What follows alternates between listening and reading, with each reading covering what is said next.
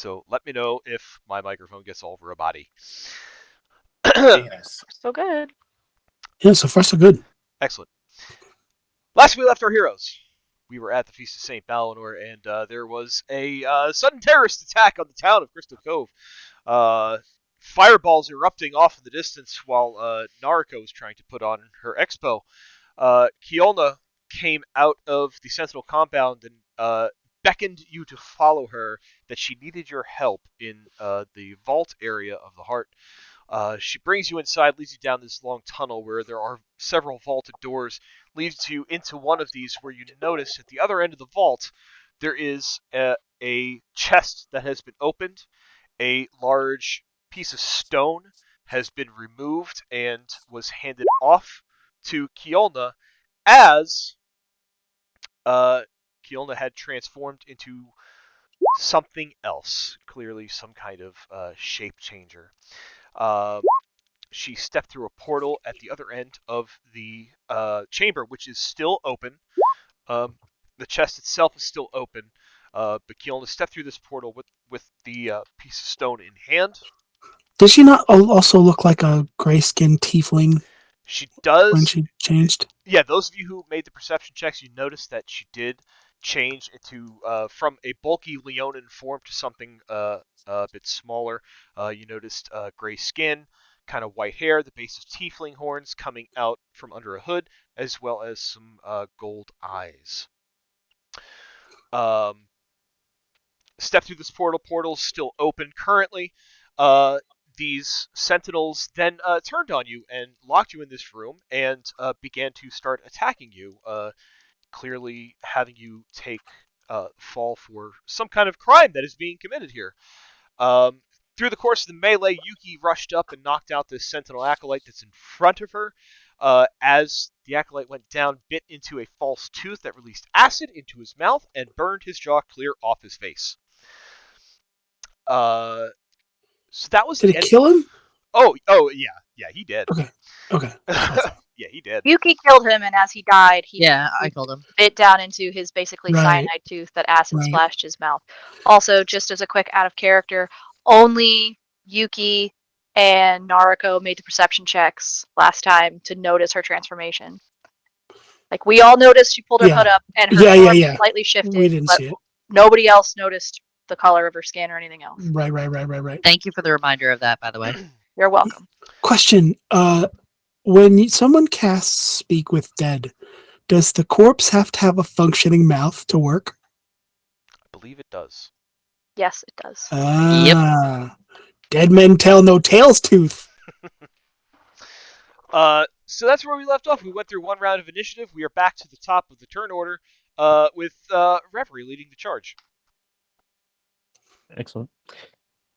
Until Ben arrives to take over his character, the Party Revelry will be played by me. Beep boop. AI is go. Question for Joe. Yes. For your preference, magic missile. Should all 3 missiles be declared their target beforehand, or can each one be rolled and then subsequent ones targeted based on results? What is your preference? I'm okay doing one at a time. One at a time. Very well. Based out of all of Reverie's options at this point, the thug and melee is the biggest issue. So I am going to burn her second level, or not her second first level spell slot to cast Magic Missile. Since it is ranged but does not require any attack rolls, so she won't suffer disadvantage. I will be targeting the thug. So each one of those is a d4 plus 1. Yep. Number 1. Damage taken. Number 2. Ooh. Damage taken. Number 3. Oh. Damage taken. God dang it. Die already. Bad luck there. Let's see. That was painful to watch. It was a pretty narrow margin. Yeah. I had to get just above average. Still. Yeah.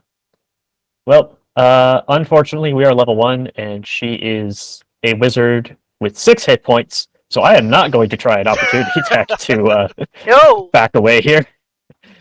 I think Reverie is gonna have to stay put. That's fair. So that will let me make absolutely sure that she doesn't have anything else fancy that I missed. I don't believe so. That's all I got. All right. At the end of Reverie's turn, Yuki, you notice that the portal that Kiona stepped through is starting to fade away. Please give me a perception check. Okay. Boop. Woo! Suck it. 24. You kind of hear this fizzling start to happen as the portal starts to break apart. But as your attention is drawn to it, you can see and hear and smell a few things coming from that portal. Rad. One of the things that you see is beyond the portal, it kind of opens up into this dark cave area. Even with your dark vision through a portal, it's kind of hard to see, but you can tell that it opens up onto like stone ground. Okay. Like rough stone ground, like not polished or manufactured in any way. So it's just Okay. stone. So it gives you the impression of a cave. You can hear the reverberation of like water, like waves crashing off the walls through this portal, Okay. and you can smell the sea air, but also you smell something absolutely foul, like a foul odor kind of wafts out, almost like the stench of like dirt and like body odor. Love it. But in that brief moment, that's what you pick up as the portal fizzles out. Okay. So it is closed now. It is closed, it's gone. Bummer. Brings us to Naruko. Naruko is freaking out. Last term, she held up her gun, demanded answers, received mocking, and then someone attempted to kill her. So she, looking down and realizing that she is bleeding after being struck by this magic missile, full adrenaline, she rushes over this way to kind of take cover beside one of these pillars. As she walks, she takes out a cartridge from her bag. It has a rune inscribed on it. She is full panic right now, so she is not taking any precautions. She just charges some magic into this bullet, slams it into her rifle, points it up at this mage, and lets loose, and she has no idea what's going to happen. Okay. So, let's cast Oh. Chaos Bolt. Ooh, beautiful. Chaos Bolt. 18 Nice. hits. I love every flavor you put on all your spells. That was beautiful. So let's see. The result for damage was a 4 and a 1. So I'm going to say that this bullet is going to deal force damage. 10 points of it by the looks of it. You fire this bullet at the mage. It kind of hits her in this strong concussive blast and knocks 10 points of health out of her.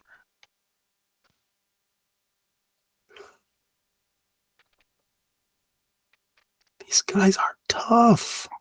God. Methinks Joe might have maximized hit points in preparation for us. Methinks. Methinks. Do we get to maximize hit points? Yeah. Yes, Yes. we do. Yes, but we're level 1. Enjoy your I know. 4 hit So- points. We have 9 whole hit points, right? Or whatever. Yeah. God.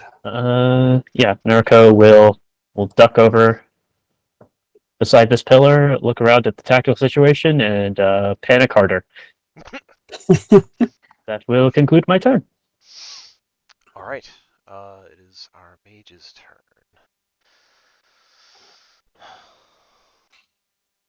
Got hit hard by Naruko a couple of times now, but saw that Ren has healing capability, and that is kind of a priority. So I believe she is going to magic missile Ren.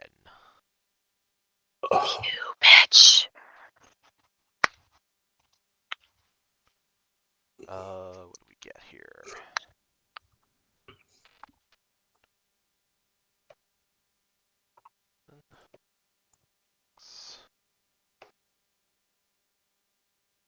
Ren, you are hit for 13 points of force damage as all 3 magic missiles are shot at you. Hey, Ren's down. Yep. Oh, fuck.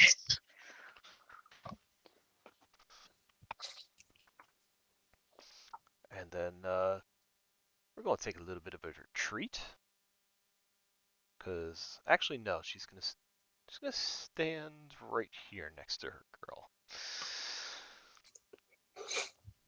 Up to the Sentinel. Oof, yeah, Jade dealt some nasty damage to him, so he is going to attack Jade. Miss it.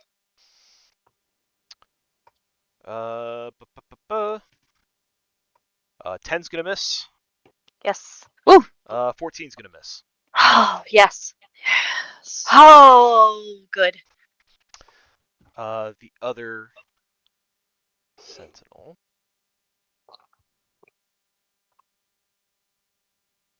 is going to move up next to his buddy, next to her buddy, and is going to retort at the professor because the professor gave a nice little threatening line to her. Professor, I do believe you have a held action for this as she goes to attack you. Oh, but what was it? What was I going to do to you? Something bad. I don't. He's kind of lame in battle. Oh, actually, before that even goes off, Bahar, you can get an attack of opportunity, I think. I was just about to ask because Yeah. I wasn't sure if he technically left my attack. Right. I have a 10-foot reach, but I have an ally now between us, so I don't know. Is it? I think technically Allies don't block This your is- attacks. Okay, I didn't when you think have so. reach. So they haven't left my Yeah. attack reach. That's right. Yeah. This is only round 2. Yes, this is round 2. I don't think Bahar's reaction has reset yet from when they took their first attack. That's correct because I did take a Took a reaction. A pole yep. arm. Yeah. Yep, So- yep, I did. Yeah. When they entered my, so it wouldn't Okay. start. Oh, I wouldn't she get has back it. until Yeah. my turn. Yep. That wasn't before your Yep. turn? He had entered her threatened area because she has polearm master, so she was. And able to take I had one. already taken my action at that point. Oh. Yeah. Okay. You're right, Jenna. Okay. Spot on. Excellent memory. I thought I remembered that, but I could be wrong about the timing of it. But I because you would try to No, do you're another right. thing and couldn't. Because that's why I got the attack on this dude. That's Gotcha. why he. Okay. So Professor, yeah, that's your held action goes off. All right, I'm going to see how badly the digitalists want to fuck me tonight. So he's just like, what's the plan here? You got it. You fucking died to hit at least. 18 hits.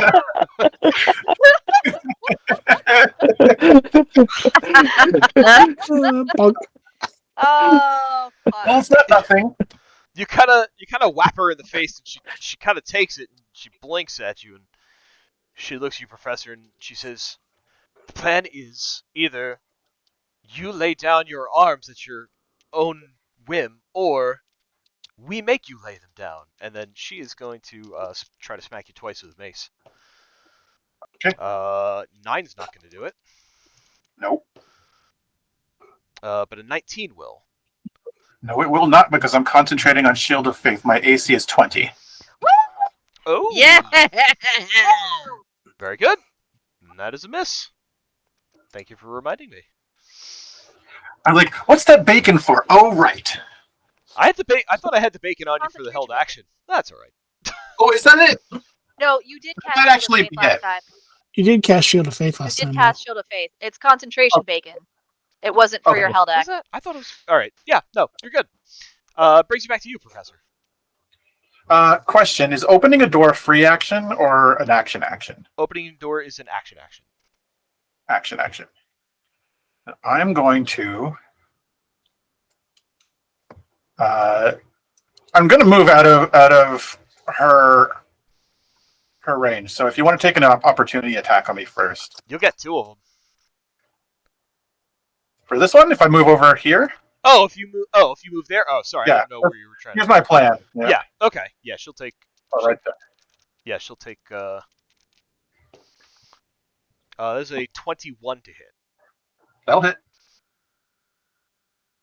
for 5 points of bludgeoning. Okay. I think opening a door is a move action. It's interacting with an object. Oh wait, no, hold on. It is object interaction, so Because move actions don't technically exist anymore. yeah, that's right. That's right. I will say, Professor, as you go, if it's like the vault door that you're trying to open, there are Yeah. 3 locks on it now. So you 3 have, locks. Yeah. Okay. So if you wanted to, I mean, you could undo one of the locks, but it won't get the door open just yet. That's okay.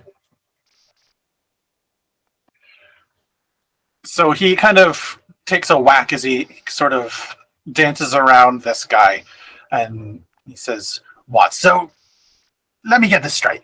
You're trying to frame us for stealing something, and if we don't lie down our arms, you're going to what? Put us all down?"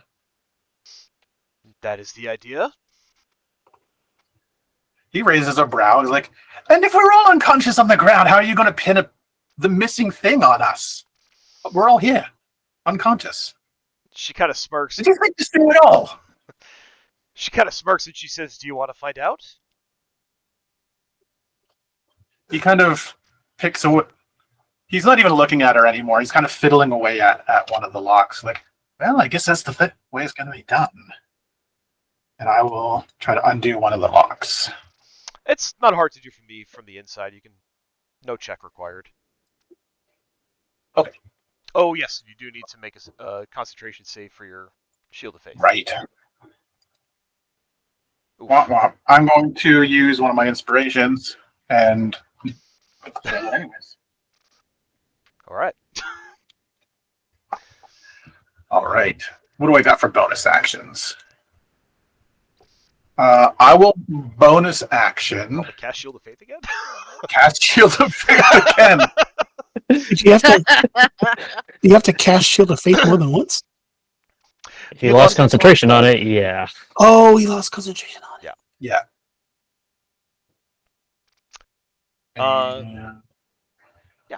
Anything else for you, Professor? Just going through my stuff. What do I got here? Yeah, that's it. All right. Ren, I need a death save. Death saves. Whatever this is, it's +3. Oof. Oh, That is Well, that's one failure. failure for Ren. just one. Hi. Yuki. So Yuki is going to she knows the Sentinel Mage decided to be a little buck chicken buck and hide behind a girl because Yuki roughed her up a bit. You can call her a cunt. It's fine. I mean, yeah. I have 8 points. I just realized I only have 8 points left. It's gonna be fun. All right. So I might also be doing death save soon. Nah, just don't get hit. All Man, right. you're fine. It's fine. So Yuki is going to go 5, 10, 15. And she's gonna try to attack the Sentinel Mage again. Cause buck chicka buck. All right, go for it. Sure it's gonna go well.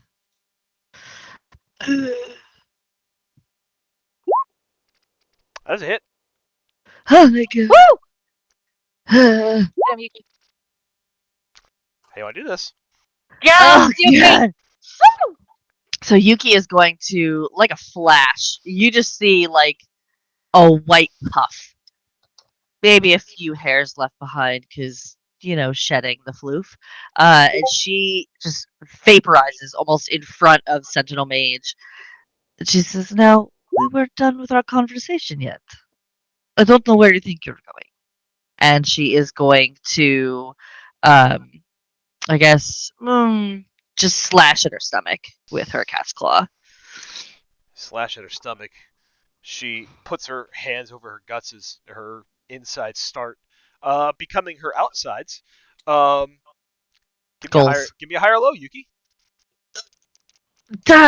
Balls. I hate these. High. That's the correct answer. I channeled you, Mars. I hope I didn't. The roll is an 18. Oh. She, again, just like with the other acolyte, she goes to pop a tooth out of place. And she goes to bite down on it. And Can I stop her? you can try and make a sleight of hand check with disadvantage.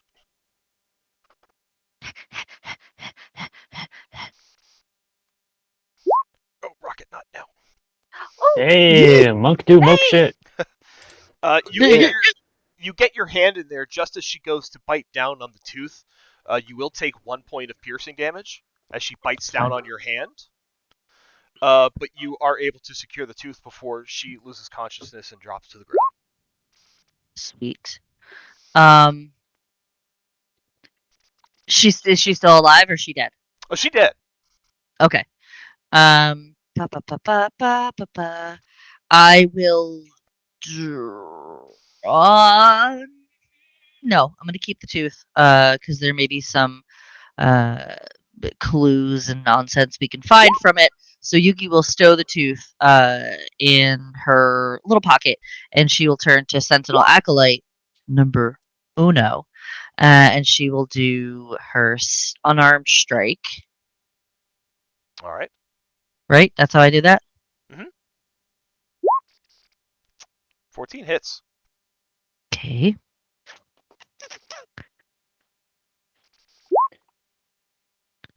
Six points of bludgeoning damage.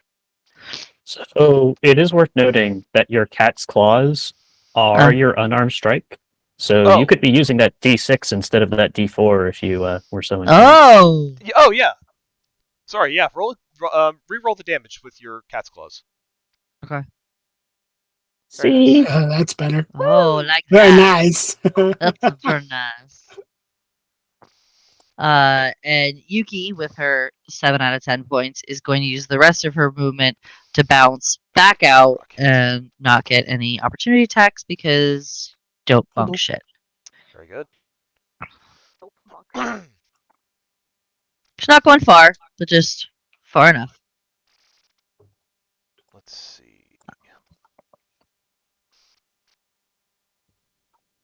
All right.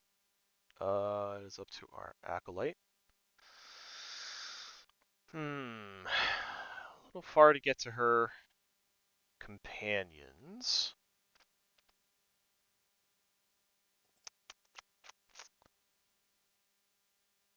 What is she gonna do? She doesn't think she is long for this world. She is gonna go ahead and cure wounds herself. You spell that spell slot. Counterspell. I had it out. Counterspell the shit out of that healing right now. The only hit point that matters is the last one. That's true. This is okay. Oh, Rocket, you are killing me, dude. I mean, fair trade. You are killing us. Well, I'm trying. She gets 7. Come on. Rocket, did you block my fucking... Why can't... Oh. There we go. He has magic cat paws. 7. Magic cat paws. I think she's going to kind of 5, 10, 20.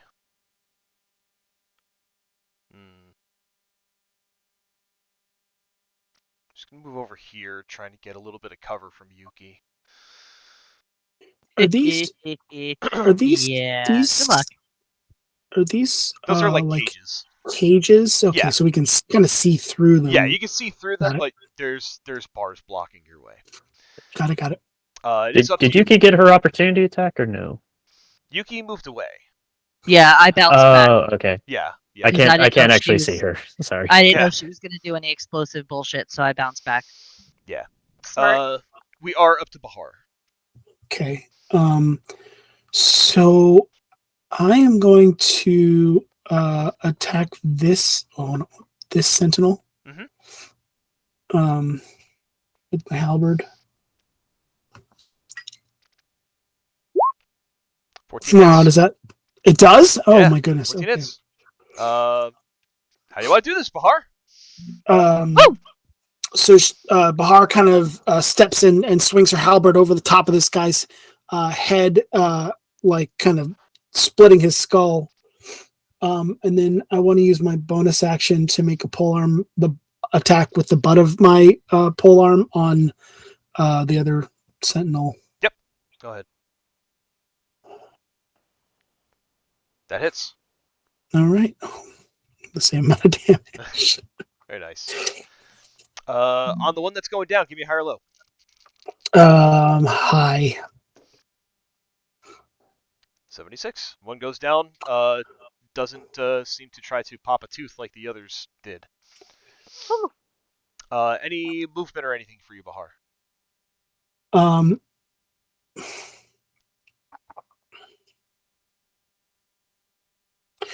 I think I'm going to step to here. Yeah, that's what I'm gonna do. I kind of step back and then I kind of I want to kind of like put my back is facing like this direction, Sure. just so it's like I kind of like have both these guys in my peripheral like vision, so to speak. Okay. Very good. Brings us to Jade. All right, Jade is freaking out, and she just saw way too many people die, or not enough people die. She hasn't really figured it out yet. But what she has figured out is that she feels Ren falling behind her, but she still has hold of his arm from when he helped her earlier. And as he begins to fall, her fingers tighten, and one of the little skulls on her belt flickers with light, and a little spectral pixie flies out from it and lands on Ren, and in a sparkle of purple glitter that disappears with the little spectral pixie. She casts Cure Wounds, and you're gonna get a D8 plus 5. That's a 7 plus 5. 12. 12 hit points back, Ren. Ren's And back then to Ren's full. back. And she's gonna say, because she's feeling Ren fall. Ren is a centaur, so if he were to fall down, it'd be pretty loud. And she's just gonna say, "It's not time for anyone here yet." And then through the cages, are they open, or does it look like the doors are locked? They're closed and locked. They're closed and locked. Okay. But I see somebody else who needs help, and I can't really do much else from here. So I'm going to bonus action, and do my face step, and I'm going to appear right here next to what appears to be Kiolna. You're going to try and get inside the cage? Can I, Misty step into it? Yeah. Or face step in there. I got to move you because Okay. I have blocking there. All right, so that's my action was to heal Ren, bonus action to help here, and I want to immediately start checking Kiolna out. So, Give me a medicine check. Okay, I'll do that now. That is medicine. 18. You jump inside the cage and you go to inspect Kiolna. You kind of look over the body. You realize she's been dead for a couple of days. Days, as in longer than yesterday when we would have first met her. Yes. Fuck. All right. Jade does her medicine check, and her hands that are going across her body, trying to find the wound, trying to find anything that she can to help her stabilizer just slowly goes still after a minute, and she just rests her hand on Kiolna's forehead, and she says, "I'm sorry. I didn't even get to know you, but you didn't deserve this. You didn't deserve to be betrayed by people you trusted and left alone down here." And with her thumb, she's going to trace a small symbol on her forehead that briefly, for a moment, lights up. "You're probably already gone. But if you're stuck, or if you're waiting, this will make sure you get home." And that's it. All right. We're back to the top of the round with Reverie. Okay. Reverie has very, very little that she can do right now. So, I am going to have her first. Let me check her inventory. All right, she only has the one dagger. It looks like, so I'm not going to throw it.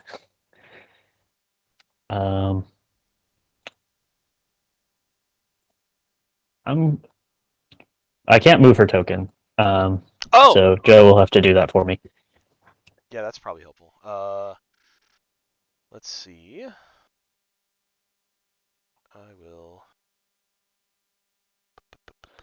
Boom.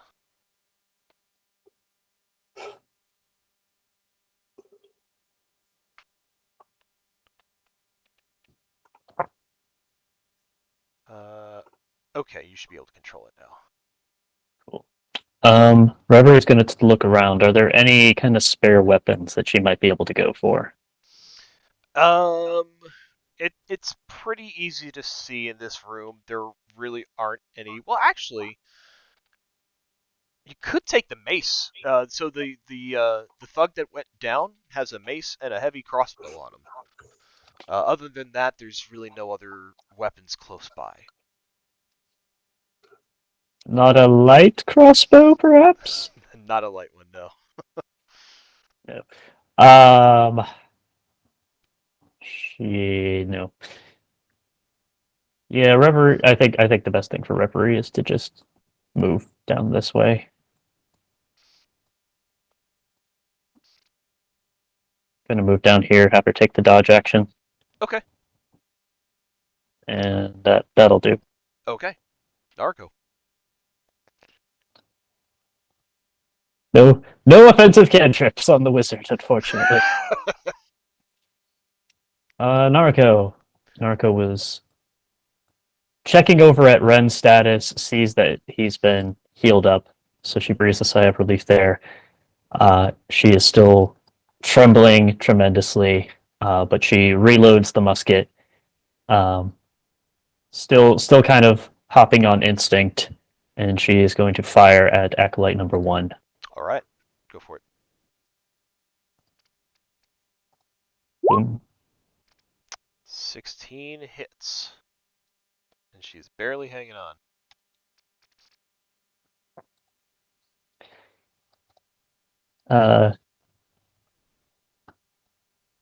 Narco shouts up, "Please just surrender!" I don't think there's anything else for her to do right now, so I will end my turn. All right. Our other sentinel thug is going to go. Gonna. Nope, she's not doing that. Forgot Red was there. Hop over the edge and then move on. Let's get this guy out of the way. Move on up next to Professor, seeing that he's trying to go for the door, and she says, "There is no escape from this." And is going to. Really overconfident. Well, you know. Just watch all my other friends die. I'm sure I'm going to be the one who makes it out. Zealots, what are you going to do? True. Couple of swings. 15 is going to miss. That is a 22 on you, Professor. Okay. With the mace, hits you for 4 points of bludgeoning damage. 4 points. Still up. Oh, still up though. Still up. Yes. Professor, get a retort. He Oh, takes a hit and he's like, I need a concentration check on right. Shield of Faith. You're good. Yes. He winces. He's like, ugh. You know, there are other ways to get rich than doing this. You know, we could help you. And he's going to disengage. And GTFO.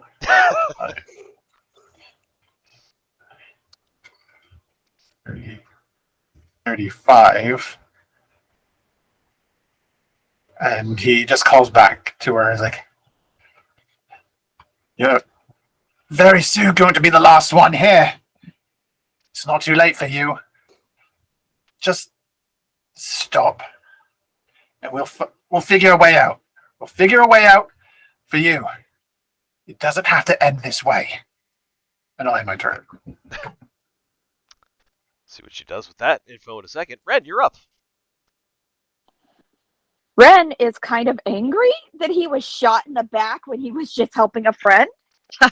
And as he regains his full status, he mutters to himself, I am not feeling very helpful. And suddenly he looks down at his hand and he has this strange plant-like whip that is formed in his hand. It is covered with thorns. And he looks at it, he goes, interesting. And he flicks it in the direction of the Sentinel Thug, because he's still so pissed off. Go ahead, give me an attack. I think that hits. Yeah, that definitely hits. Shit for damage, but that's okay. It's alright. I think you should listen to the professor. He makes good sense. And Ren will end his turn. Yuki. Alrighty. We're gonna go. Oh, nope, not gonna do that. 5, 10, 15, 20. You know, I can see behind tree boughs, right? And she is going to smackety smack at her Go ahead. with the little floofy claws. I hope your claws aren't floofy. You've been hitting pretty hard with them. 14 hits. Yeah, kapow. How you want to do this one? Yuki's a beast. Dope She monk shit. is. Huh? Dope monk shit. Dope monk shit. So she's going to go to grab her arm. She's gonna say, like, you know, I can see behind poles, right? And she goes to grab her arm. And the acolyte, thinking she's actually grabbing her arm, pulls her arm back, but Yuki actually scratches right along the side of her rib cage, right by her heart. You tear this gash open in her side, and she feels it start to drain her life out. Yuki, once again, I need a high-low from you. Hi.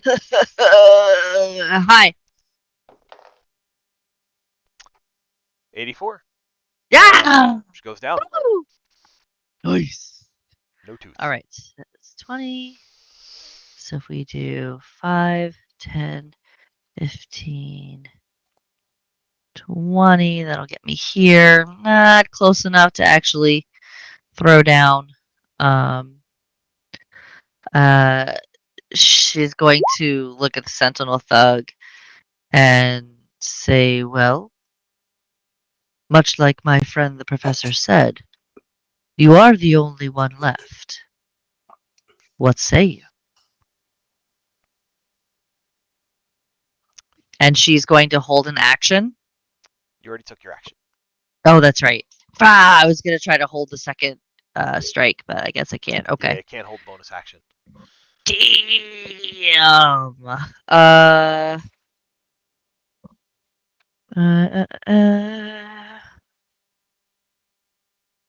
Okay. Then I guess that will be it for the Ukes. All right. This one is dead, so we're up to Bahar.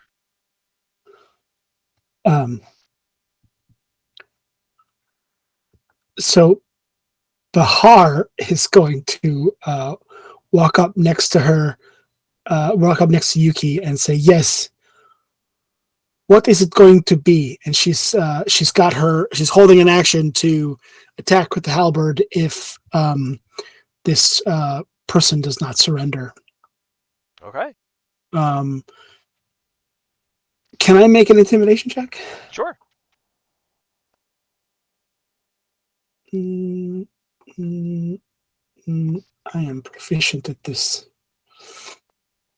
You see, like the fire light up in the rivers of magma on my body.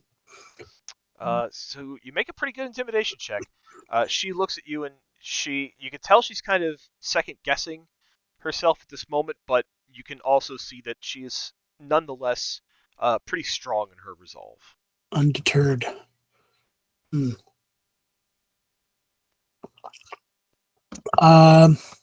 know what? I think that satisfies my she is not surrendering, and I'm going to attack her. Is that okay? Yeah, go ahead. All right. Oof, that's probably not a hit. I'll do the 9 is gonna miss. bonus swing. Oh man. What the crap? Ping pang as I like smack on the sides around her. Kind of she's wearing a chain shirt and she kind of like dodges the first one and the back end just kind of like grazes off the chain shirt that she's wearing. Anything else for you, Bahar? No, that's disappointing. Hi, Ben. Ben! Brings us to Jade. Jade's not feeling great right now.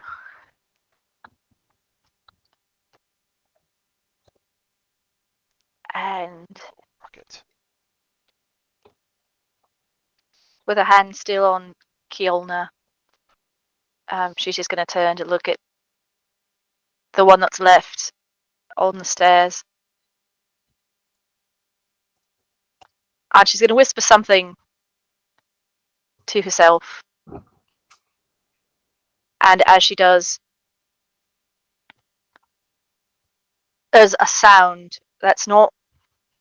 No one else can really hear it, but there's a pressure on your ears. You know there is a sound happening, but you can't quite make it out. And that guy needs to make me a wisdom save, DC 15, against Toll the Dead. Rolls a 17. 17. Well, he makes it then.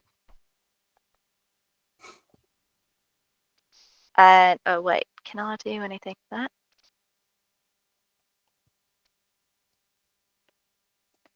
that? Nope, that's just when I do something. Alright, that is my turn.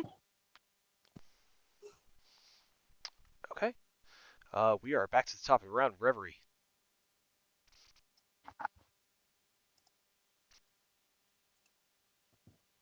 Ben is muted. I am double muted. Hey, Ben. Hello. This person doesn't look like they're going to surrender. Nope. They do not.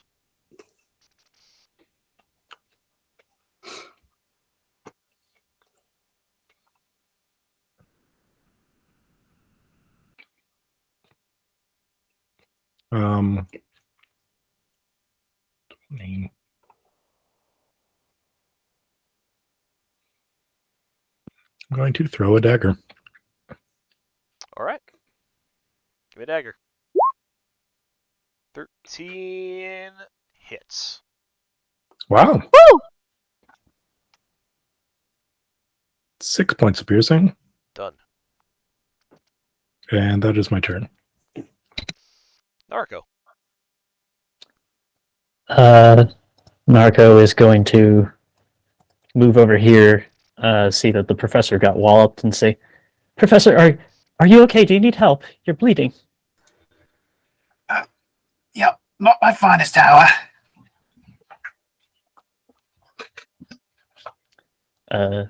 Professor, do you want healing? Out of character. Yeah, I'd take some healing. Okay. Narco looks back and forth, and she pulls out a syringe from her kit, filled with a bright red liquid, and she sort of pulls the professor close and says, "All right, take a deep breath. This will probably hurt." And she administers a vial of cure wounds.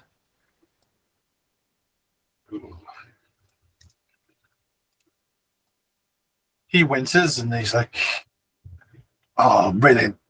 Thank you. Right as rain, almost. Except for the pinprick."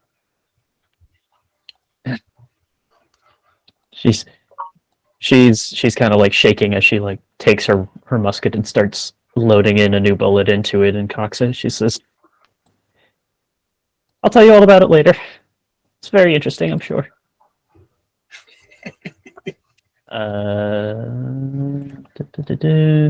Yeah, that'll be the turn.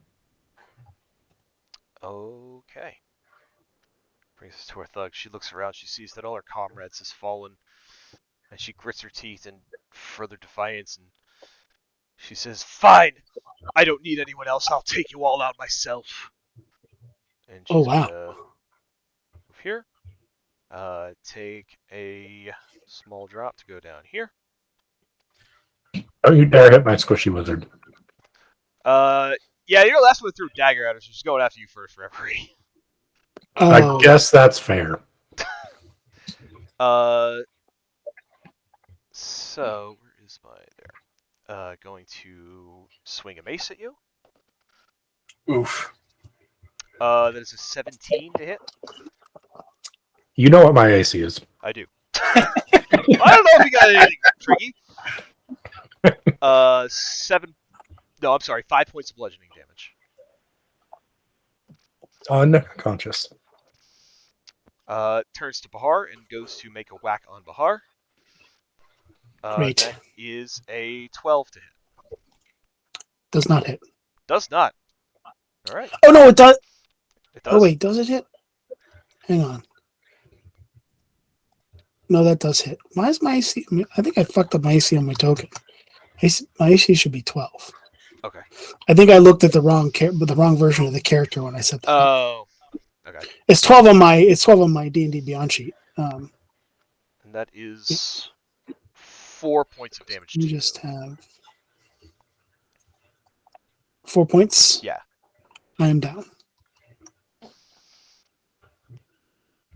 She looks around with the mace in her hand. She goes, "Who's next?" Professor. He kind of sneers and he just says, "Don't kill her. We need answers." And he kind of points a finger at her, and this little mote of blue fire kind of springs to life at the end of his finger, and he launches it at her. Oh my god, I'm using the last explosion, and I'm using my real dice. Fuck this shit. Wait, That's gonna miss. oh, That's a 4. Oh my god. Okay. Tried though. Well, I won't be the one to take her down, but if you do, make sure she doesn't melt her face off. Red. I can make no promises at this time. Ren will use his thorn whip again. Go for it. Where did I put my thing? Yeah, I think that's gonna hit. Boom. Yep, sure does. Come on, buddy. More than one. More. All right, that's right. 16. Woo! Very Boom. nice. Nice. How did you get only 1 damage on that before when you should? Oh wait, no. I guess it's not +5. It's just the base D6. Yeah, Never mind. cantrip. Bonus action or movement, Ren? Nope, Ren wants to be able to help someone who's fallen, so he's going to stay right there. But we got to get rid of that threat first. Does Ren pull the sentinel with that whip at all? I don't know if that would help in any way, but Not that closer to me. oh no, it's fine. I was just asking because it's a thing it does. I'll let you know if it does that. Relax. Yuki, we're up to you. All right. Yuki is going to. Bloop! Actually, I don't want to stay on the stairs. I want to be in front of her. Yuki is going to, again, in a flash, just appear in front of this sentinel thug. And she's going to kind of cock an eyebrow at her and say, "You never answered my question." Doesn't need answering now, does it? Yeah, I guess you're right. It doesn't really need answering.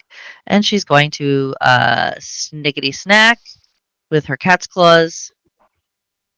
Go for it. 25 hits. Damn, Yuki. Da, da, do, da, da, da, da, da, da, da. Get him, Ka-chow. girl. 10, very nice. Do, do, da, da, Lord da. Almighty. Ka-chow. 23 hits. Da, da, do, da, da, da, da. Ka-chow. Another 7. Fuck. You are amazing. She must have like 30 some hit points left. I have 7 hit points left. Not you, her, the person Oh. you're keeping. Like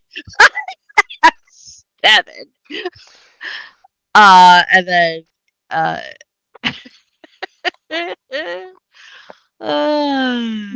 Anything else for you? Yuki. I think Yuki is going to flash back out next to Red in case she goes down. Red can resurrect her. Boop. Great. That's it. Bahar, no death save needed. That blow that took you down was non-lethal. Oh, Jade. okay. So Jade watches Reverie go down and then Bahar go down, and she's going to shout as that strange pressure builds on everyone again, and I need another wisdom save from the thug. That is a 5. Great. That definitely gets you then, and it's a D12 damage for that. That's 7 points of damage as his eardrums feel like they're about to rupture with a sudden hellish screaming that only he can hear, but everyone else weirdly feels the pressure of. And she's gonna yell out to Yuki or Ren or anyone. She's just gonna say, "But I can't open this door. Bring me Reverie so I can help." That's her turn. As Jade's panicking in this cage, you see the sentinel kind of like wince back, and she holds her hands over her ears and just kind of lets out a scream as this loud tolling rings through her head. Back to the top of the round with Reverie. No death save needed. The blow that took you down was non-lethal. Nariko.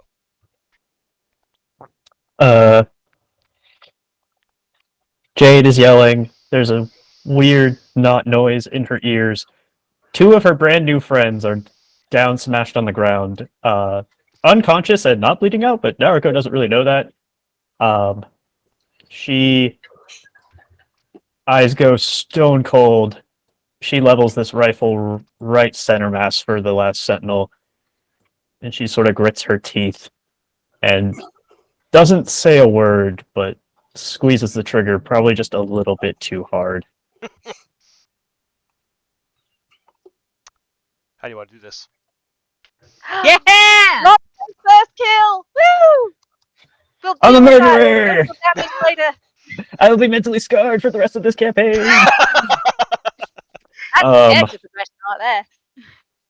Yeah, so as stated, Naruko was like aiming for dead center mass. At least in the art, it looks like this Sentinel has like some decent armor on, despite the AC of like 13. AC, yeah, it's a chain shirt. Okay. The actually like pulls the trigger. The musket gives a loud bang. The ball flies straight into the center. Just kind of tears the armor aside as if it was nothing, as it pierces into her chest in a spray of blood. As the Sentinel topples over to the ground, Naruko's kind of winces a bit and kind of just tells herself maybe she's okay. Don't tell Mom. Don't tell Mom. And then hears that Jade needs let out of the unhappy box, so she's going to move. 1, 2, 3, 4.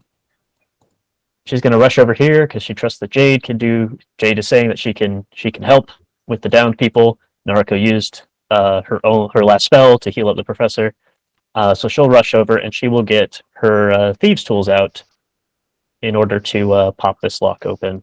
Okay. Yeah. Okay. Yeah. These tools are not artisan tools, so this will be dexterity plus proficiency, correct? Yep. Are we out of combat? Yes, we are. Cool. Then I will add guidance onto that. Wow. Oof. It's a bit of a sticky lock. Wow. Wow. No, that's fine. Naruko has the tools in hands, and she's like jimmying with the lock. Jade, you can plainly see that Naruko has like tears welling up in her eyes, and her whole body is shaking. So as she's trying to like put these pins into the lock here, she's like missing every third try, and as she does so, she like starts to seize up even more. Jade's gonna put her hands over Naruko's on the lock, and it's the first time she's touched you. And you can feel through her gloves that she is just freezing cold. She's dropped a staff, and she just gently puts her hands over yours, and she just says, "Naruko, take a breath. We're gonna be. Look at me. Look at me. We're gonna be okay, all right? I just need someone to bring Reverie and Braha over to the cage, okay? I can reach them through the cage. We'll figure out the look later. Before we get too We're far, gonna be all right. Before we get too far, I need a high low from Naruko. High roller. High roller rocket. That is a 22. You shoot the stug with your gun, and as you do, no one's really around to hear the crunch as she pops the tooth from its socket, crunches down on it, and acid releases in her mouth, and her jaw falls off as she hits the ground. Damn it! Oh no, that's good. That means that technically she committed suicide in like the last half second she had left to do so. So as accurate. So Naruko's scot-free. She's not going to notice this though, unfortunately for her psyche. No. Yuki is going to go to Reverie and try to pick Reverie up and bring her over to Jade. While you guys are coming over, Professor will kind of like gently and carefully sort of reach over and kind of guide Naruko's trembling hands to try and help her pick the lock.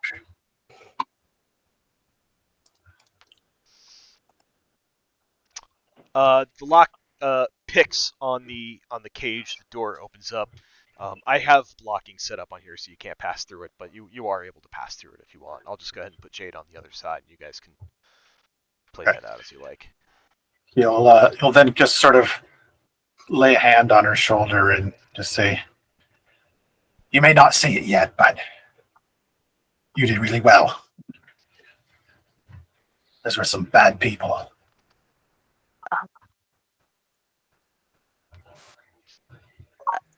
As Jade is let out, she's just gonna give Naruko another touch, and then she's gonna go check on Bahar and Reverie. They're unconscious, but they're alive, right? Clearly still breathing, yes. All right, so she's gonna check them over.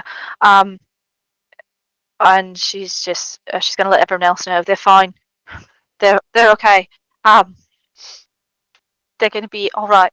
Just let's put them over here, away from the other bodies. Did we want to try to talk to one of the other ones?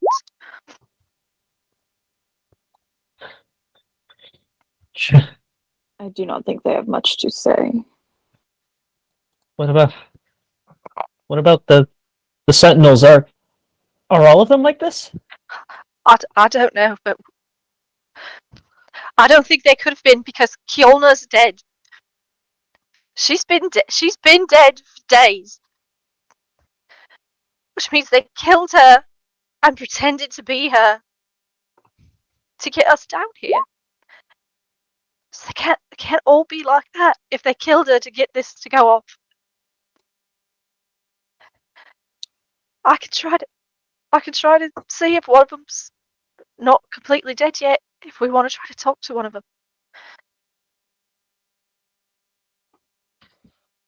Yuki is going to stand next to Jade, and she's going to take her tail and wrap it around like Jade's whole arm. Whatever arm is closest to her, she's almost like a hug.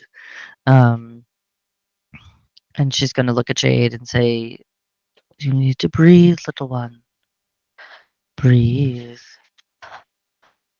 Breathe. Danger is over. Maybe. The danger for now is over. I was able to get a tooth and stop one of them from melting their jaw. We might be able to speak with that one." All right.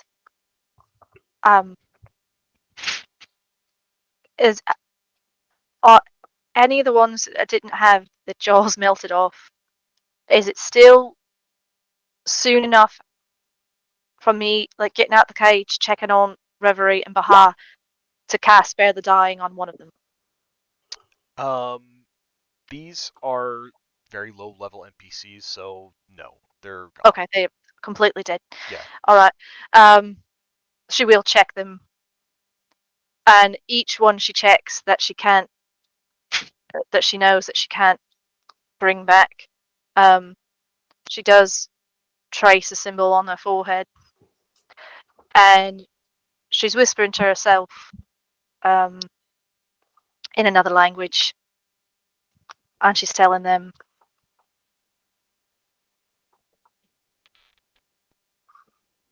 when my sister finds you,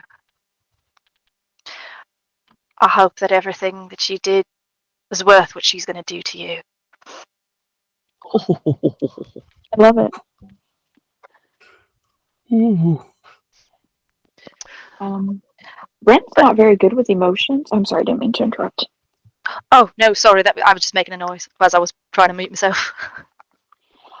Brent's not very good with emotions, so he has walked away from the group, but he is very curious about, is this like a spell form that we have going on over here? Yeah, there's like a bit of a spell form going on the floor here. Can Ren try to investigate it? Yeah, I would say investigation or arcana.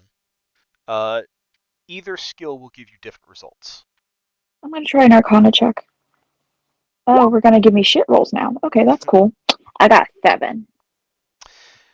Basic pattern on the floor suggests that there is some kind of spell that should have gone off if someone unauthorized would have crossed. That's kind of all you get off of what you can read. This protection spell should have worked, but it did not. That is strange. Okay, that's what I got. Yuki will pull the tooth out of her pocket, and she'll say, "I'm not sure if anyone is good at identifying things, but," she'll hold it up between her claws and say, "If they aren't able to talk, maybe this will."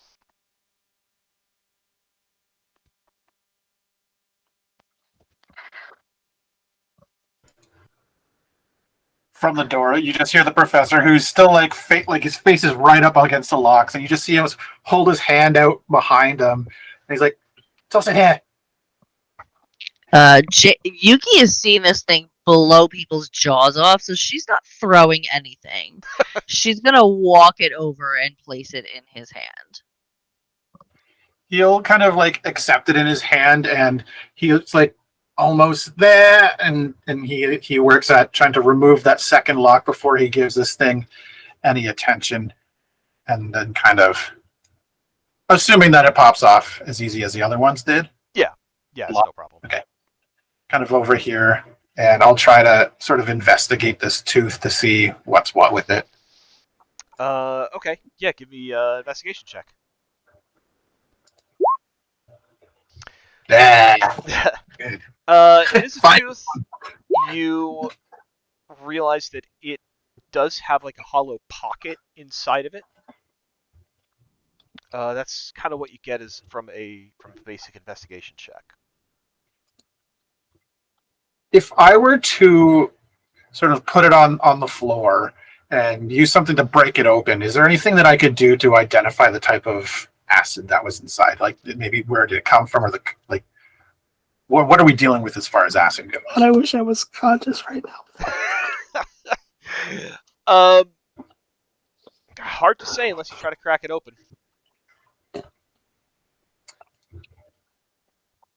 He will set it down, take a step back, and he will find something in his inventory that he doesn't really care about.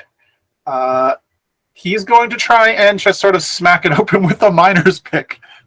Oh my god. With a miner's pick. Why do I have this? So you like try to drive the pick into this tooth? Yeah. Okay, so you drive the pike into the tooth kind of cracks. As it does, a kind of like spray of acid kind of comes out from it. I need you to please give me a dexterity saving throw. Dex save.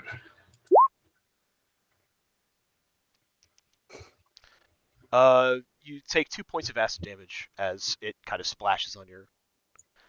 But He the just acid kind of sprays out and kind of splats to the floor. There's nothing organic there for it to chew it up, though, so it eventually just kind of evaporates. Is there any sort of indication that I can glean, like what kind of acid this is, like a smell or the color?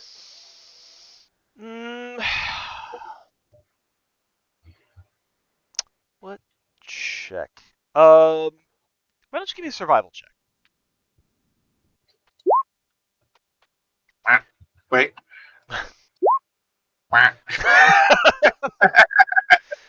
So it's like a yellowish green in color, and it kind of smells like almond. Oh. Okay. He kind of wrinkles his nose and is like, "Wow, these are my favorite trousers." Kind of pats away at where it kind of hit him in the leg and ate a little hole in his pants, and he pulls out his journal and writes it down. He's like, "Some sort of acid that smells like almonds." He shakes his head. Does anyone know about acids and almonds? Would Ren's... Oh, sorry. Nope, go ahead, Red. Would Ren studies in toxicology... First of all, would he have that knowledge available to him again yet? Second of all, would he know about acids? Ooh. I'm going to give you a choice here. Oh, cool. Let's go. So you can... Do you have proficiency with... What tools do you have proficiency with? I mean, tools proficiency?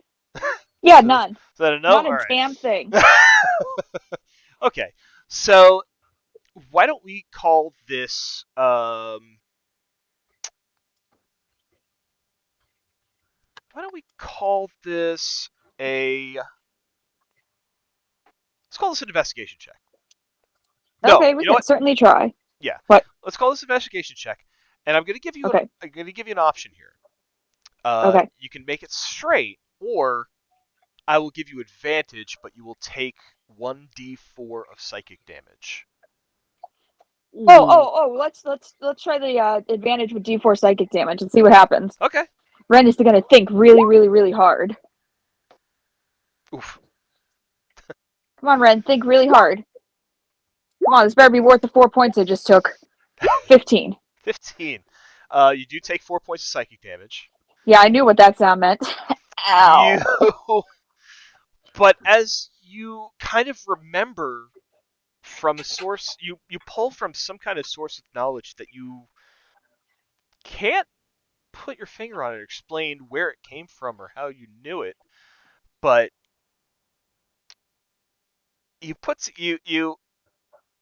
the knowledge that you have of this acid, it does strike you as familiar. It is magical in nature. You know that for sure. And it seems to come from, for lack of better knowledge, outer space?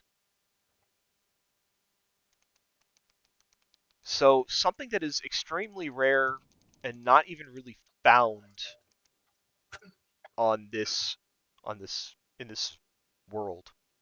Oh, I can't wait.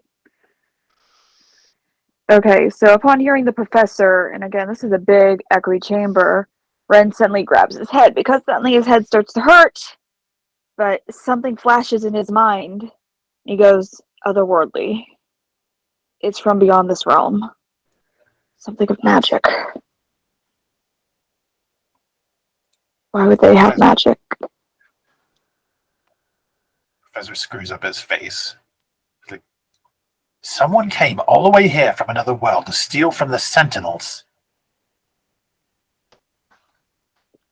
I didn't steal from the Sentinels. Some of them were Sentinels. Were they actually, or were they plants? Not like plants, but like planted. I don't know. He's gonna step over to this thug who's wearing like the blue cloak, but can I check him over to see if he has that that sort of emblem of the eye of the Sentinel on him? Most of the Sentinels will have it like emblazoned on like a clasp or a badge or something to sort of really show who they were. Give me an investigation check.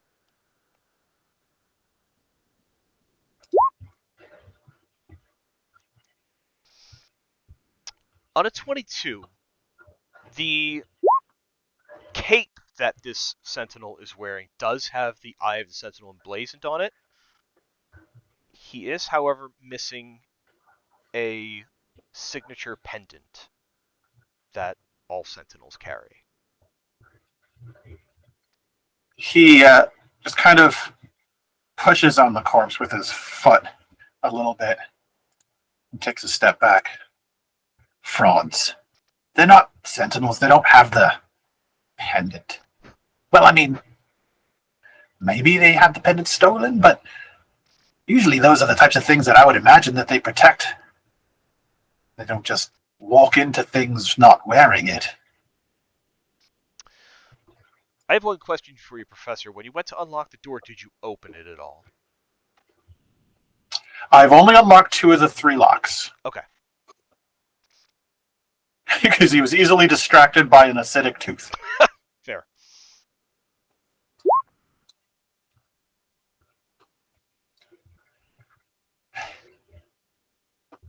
Back to crisscross applesauce. I know that makes Mars happy, so I had to put it in. The happiest. Are these runes in the map? Are those like IRL? Like, are they there? Can we see like these magic sort of runes on the floor around the cages? Oh, I didn't even notice there were runes there. No, those aren't there. Okay. They are around the big chest at the south, though. Oh, there's a chest down there. Yes. The chest is opened and empty. Has anyone gone down there and looked at the giant chest? I tried to inspect the spell form. But not in the chest. No. Anybody want to go look at a empty. chest? No, I would like to get out of here.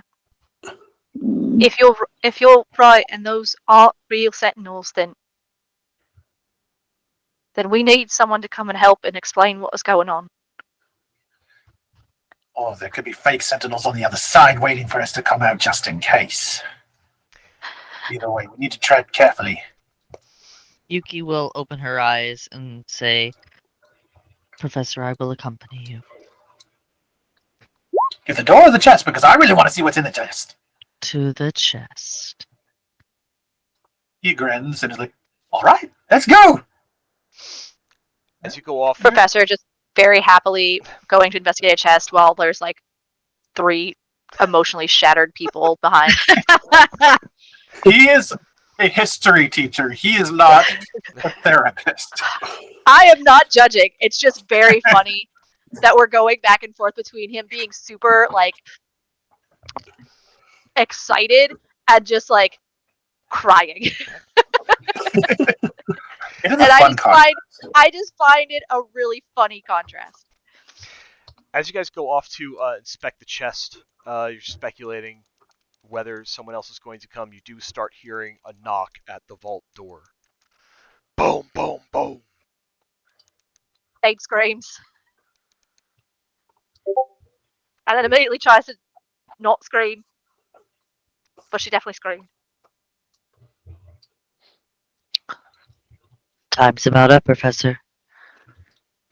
All right, chest first, then the door. Don't open the door yet. For all intents and purposes, it kind of looks like we just got in here and murdered a bunch of sentinels. We got to figure something out first.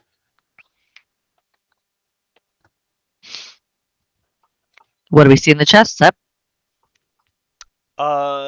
You look at the chest. The top has been opened. The chest is empty. Is there anything special about this chest? Like, is it enchanted or anything? Do you have detect magic? Not today. I'm like one level away from anything cool.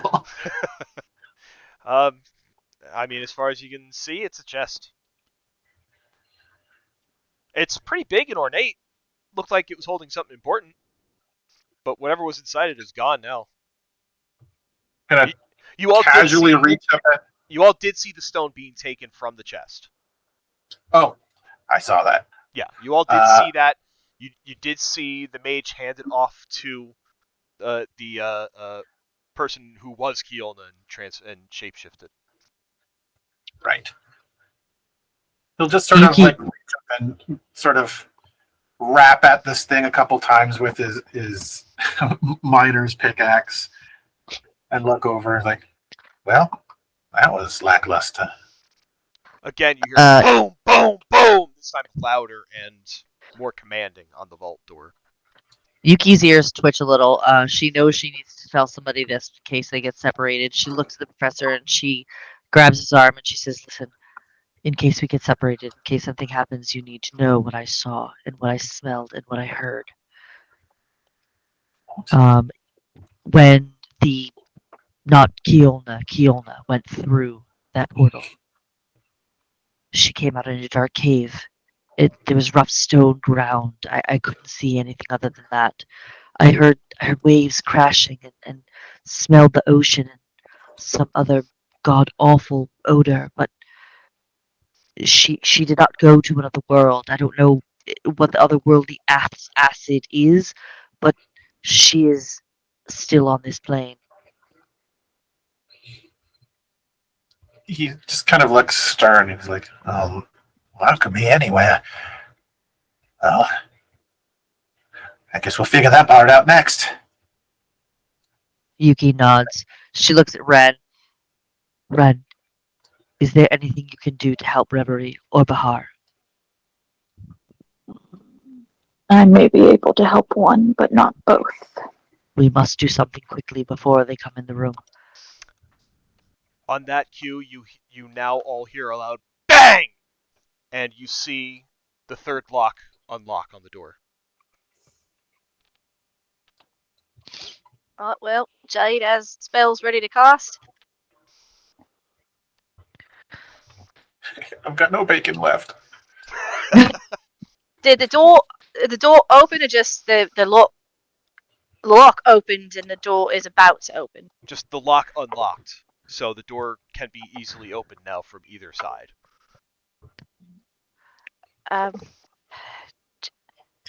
Jade's going to run to the door and try to keep it shut. As you go to push on it, you feel the pressure of someone on the other side trying to push it open against you.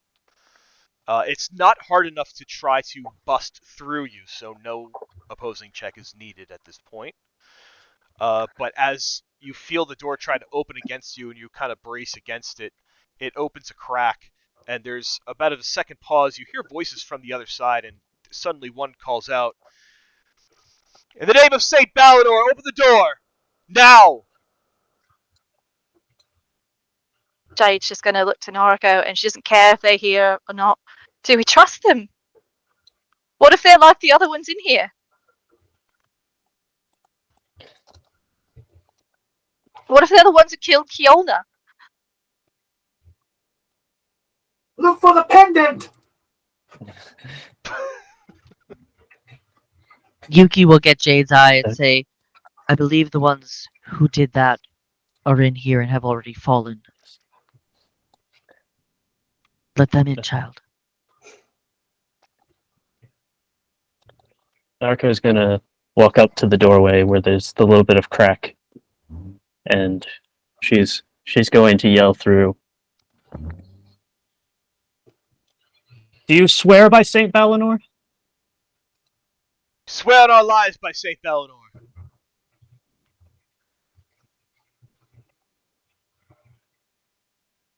I don't know, St. Balinor. I don't know what your life means to St. Balinor. The professor says you have a pendant. Show us your pendant. We will if you open the door. Show us your pendant and we'll open the door. Open the door and we will show you the pendant, or we will force the door open. Those are your options. Force the door open and we will attack you. Wait, sorry.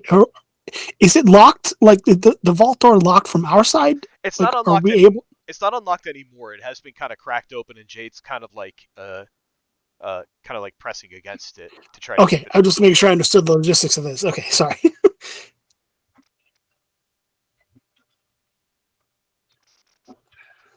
Do not attack us, miss. We do not wish any harm. That's what these ones said too. But if you keep blocking the way, we will be forced to enter and do what is necessary.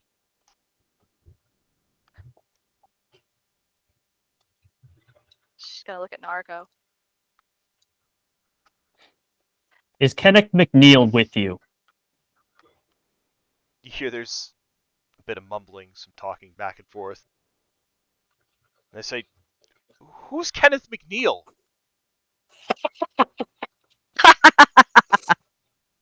He's the lawyer for the von Grutzner company. If he vouches for you, I'll let you through. No, there's no lawyer here.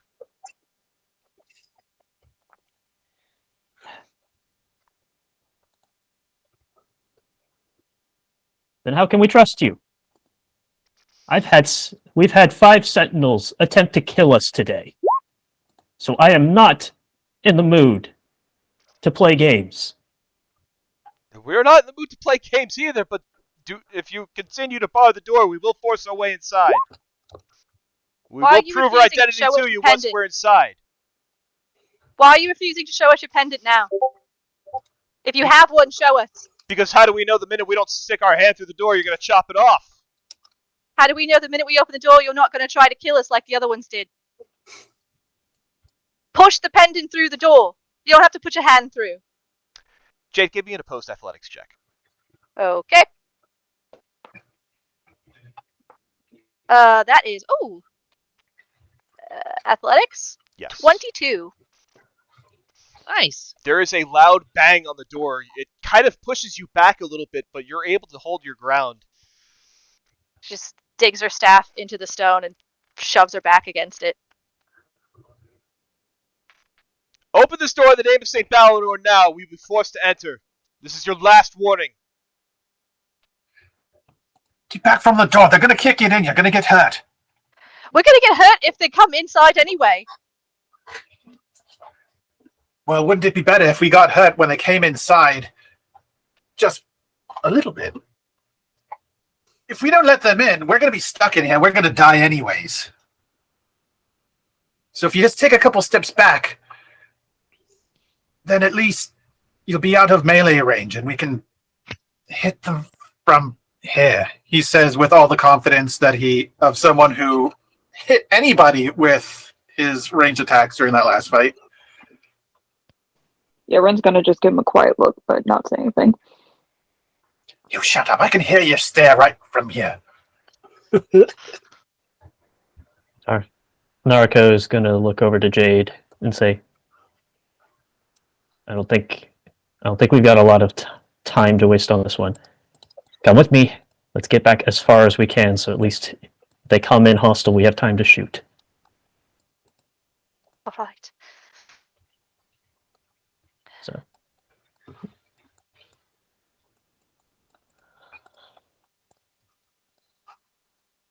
Reverie's over here by the cage, by the way.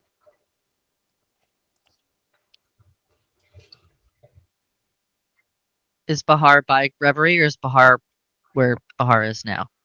I had moved Bahar over here, out of the way of the stairs, but I had taken Reverie with me so that I could stay close to her, and I was sitting next to Nariko, and then Ren and everybody else was over here until they went down to investigate the chest. So who's more roughed up, Reverie or Bahar? They're both at 0. We're both at 0. They're both unconscious. Oh my gosh. This is a more or less roughed up at 0. Right. Goodness gracious. All right. So once again, you hear a bang on the door. The door actually swings open this time. Rushing in down the stairs, you see 3 sentinels in full plate armor with shields. They kind of rush in. Behind them is a unarmed spellcaster. The one in front takes a look. No, Pendant, let's see it. The one that enters, you see, comes in with his buddy too. Looks at you, Yuki, as well. This one kind of blocks here. Looks at the dead body on the ground.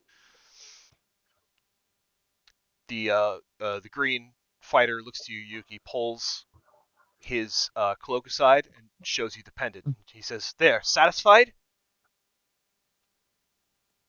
Yuki will look at the pendant, and she'll look at Jade, and nod at Jade. Is the pendant what it's supposed to be? Let me ask DM. Before I just assume. Give me a history check. God, fuck. We are new to town. But Yuki, can I do that with? I mean, it's a 14. It's not bad. But Yuki has seen sentinels come to. Oh yeah. Oh yeah. True. That's a good point. Go ahead. You're close with them. Boom. Watch it be like a 4. Okay, 4 and a 14. You still got the 14. That's a 6, which is different than a 4. It's, you know, you're in kind of like this heightened state, Yuki, so you kind of look at it and things are rushing through your head, but you look at it, it does seem pretty legit. God, fuck, but is it legit? Oh, so much hate right now. I mean, if they're hostile, we're dead. So yeah, we're dead anyway. It's fine. Well, the door is open now, so we just got to get past them. True. So Yuki will look at it, and she believes that they are legit. So she's gonna look at Jade and Naruko, and she's gonna nod at them and say, "I see your pendant, and it is of the pendants I remember seeing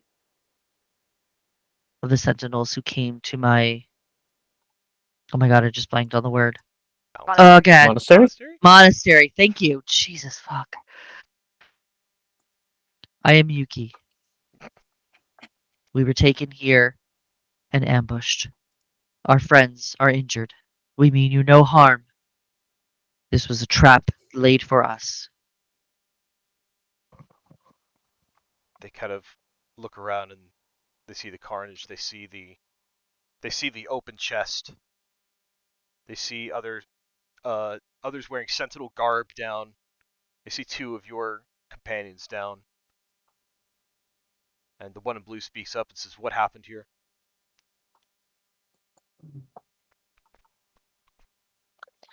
As I said, we were taken here, and it was a trap.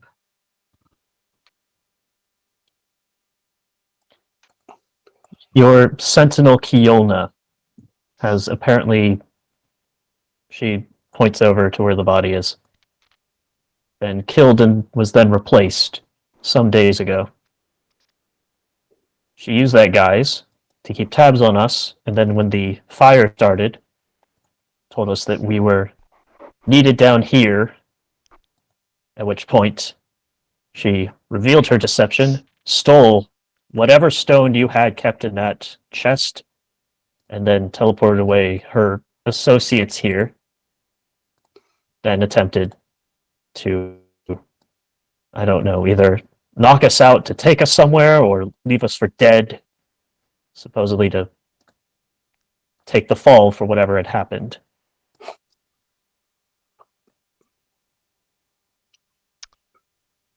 Give me Some of them are still breathing, although others had a device to make certain that they would both lose their life and their mouth to prevent being questioned.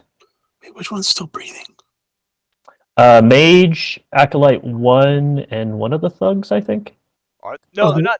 They're, No, they're dead. They're just not. They they're just didn't dead, they get their jaws blown off. Oh, they're dead. I They just- misunderstood. Yeah, they're dead. They just didn't get Rephrase. jaw They melted. just didn't get the acid melting. Some of them, as they were dying, attempted to. She explains the acid tooth thing, but not all of them managed to get it off. You were then going to ask for a check. Persuasion. Persuasion. Yes, I will do that. I will add guidance. How much do I have? Nice. Still a bit shaken up, not as eloquent as she would normally be. They kind of look around to each other and they nod and they take in the scene before them and they say, "Okay, we are going to need some time to straighten things out. We are going to have to hold you for a while while our mages inspect the area and try to corroborate your story. That's fine. We can take you to someone. Get me my lawyer. Yes, Kenneth McNeil is his name. Yes. He's probably up in the Von Grootster exhibit, cowering behind a barrel. Oh, that guy. Okay. Yeah, that makes sense. Okay. We will take you to somewhere comfortable. We will help you and your companions heal, but we will ask that you stay there until we have some time to investigate this area. Is that agreeable? Jay just reaches Alright. out and like grips Naruko's arm very tightly. I don't want to go anywhere with them. Narco reaches over and grips Jade back. We don't have much of a choice, and we need somewhere safe to hold Reverie and Bahar. Narco looks back. Wherever you take us, we all stay together. Green and blue look at each other, they nod once, and they say, "Fine, yes."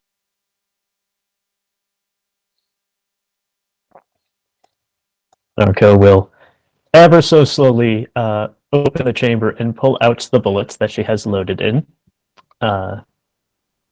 Clips it back into her belt and puts the musket away, although she is taking out her hand pistol just to have within very quick reach. And she's going to move over to help get Reverie up. Yuki will help get Bahar up.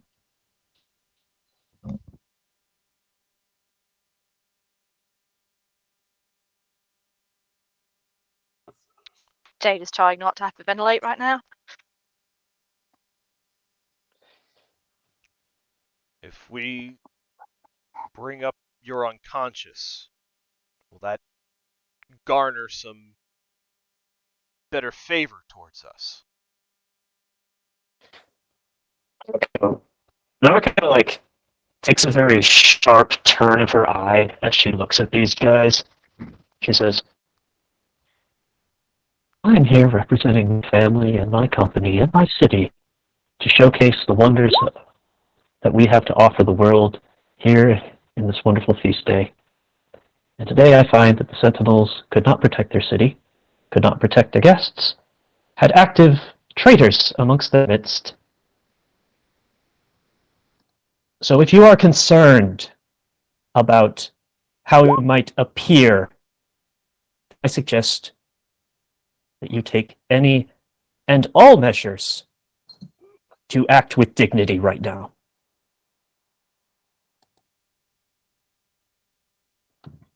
See, they kind of take a moment. They look back to the spellcaster, who will come over to Bahar,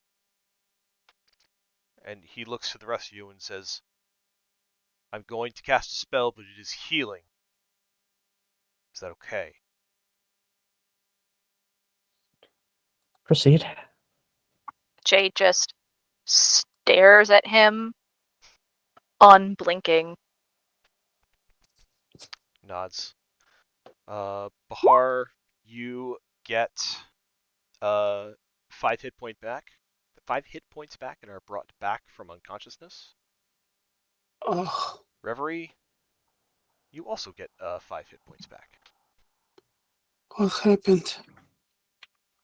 Easy, friend, easy. You've been brought back. Take your time getting up. The Sentinels are here. They seem to be true Sentinels. They are taking us somewhere. Be easy. Okay. Don't lose my lantern. Jade rushes over to Reverie as soon as Reverie gets some healing back. Just to try and help her up. Reverie! Are you alright?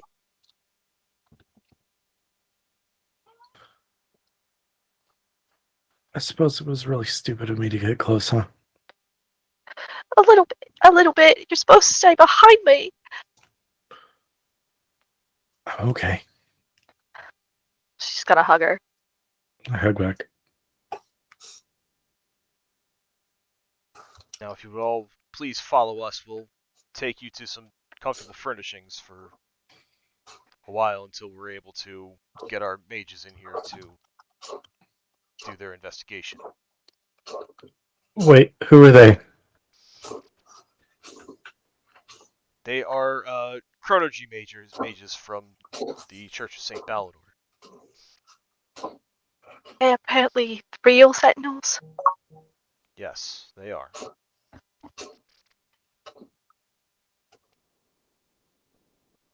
She's just gonna look at that guy. And then look back at Reverie. They are apparently real Sentinels. Although they were very hesitant to show us their pendant before demanding to open the door, even though a bunch of people dressed like them tried to kill us, didn't really seem to care that we were freaking out at the time. And there were others dressed like us trying to kill us as well. We didn't know what we were coming into this chamber. So this outburst extended beyond this robbery attempt. It did, yes. Sounds like it has been a Curious. big day for all. Let us go and get some rest, and let your mages discover what we say is true. Before we go anywhere, there's something I need to know. Please. What is that? It's of the utmost importance. You may make your ask, but I cannot promise to answer. He gets really serious, and his face just goes stone cold, and he's like, was the elephant ear cart destroyed?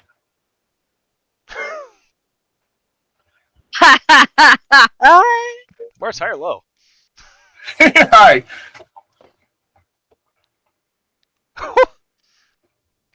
The elephant ear cart is fine. It actually is still selling somehow.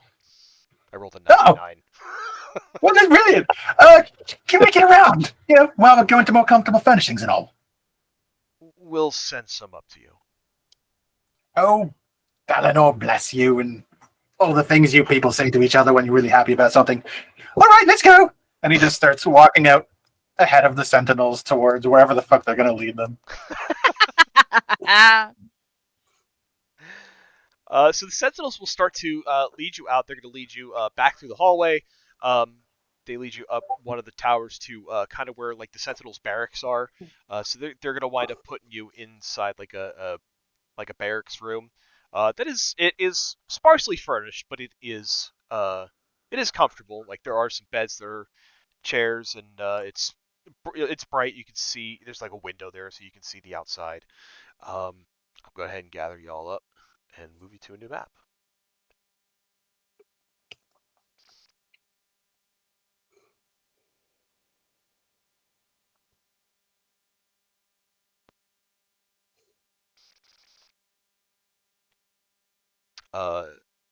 Now I will warn you that I forgot to load the comfy room into Roll20.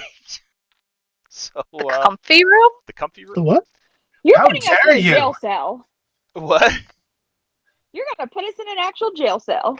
Yeah, I'm gonna put you in a jail cell. I didn't know how I was gonna go. We're gonna pretend if they tried to make it look like it's not a jail cell, but they're like, look, there's curtains. No. Oh yes, it's the traditional dwarven bed, because it is made out of stone and metal. But a throw pillow.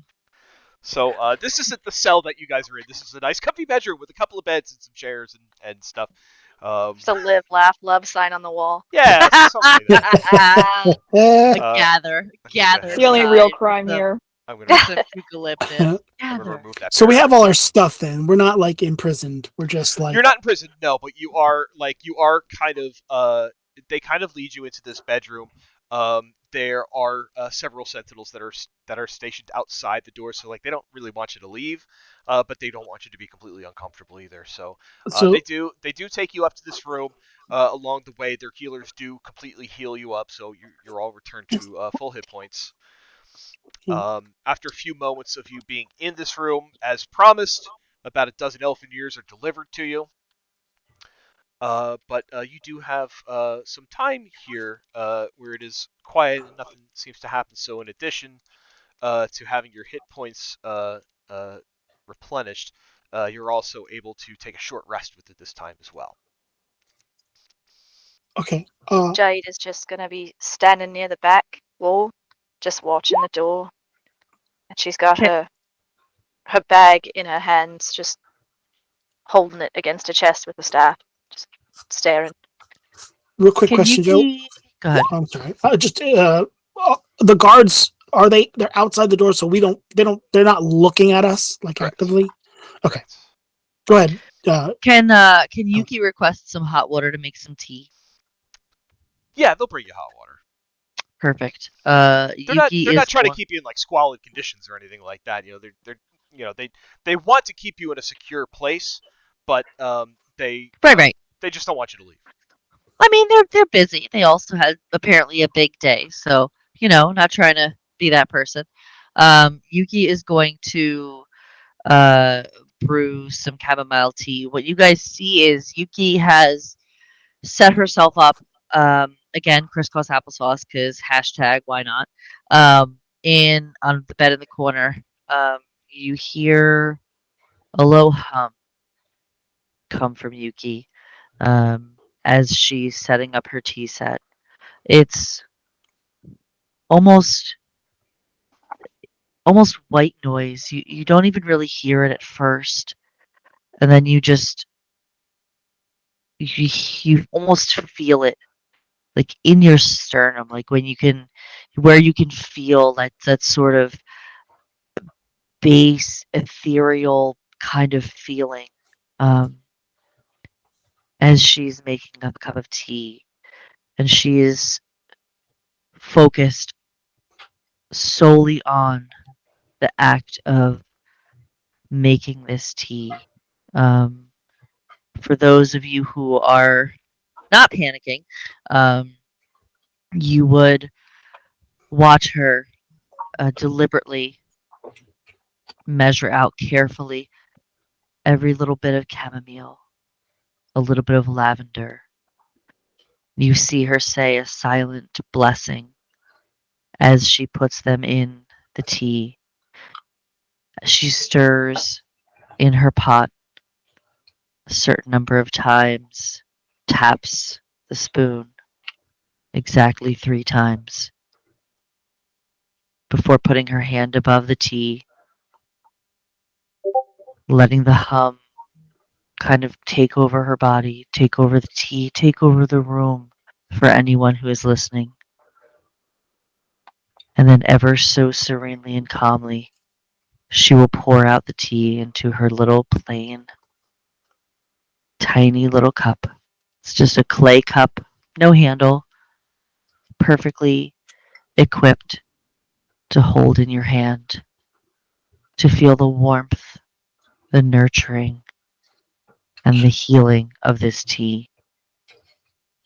Having finished her tea, she will take her tea set and put it aside momentarily. She's going to get up and walk over to Jade. She'll take Jade's hand, which I'm assuming is still cold, Yes. and she will take her hand and wrap it around the tea. One around the outside of the cup, one on the bottom. And she'll say, "Dear, you've had a fright today. Please allow this tea to be a balm for your rawness, for your fear. Allow it to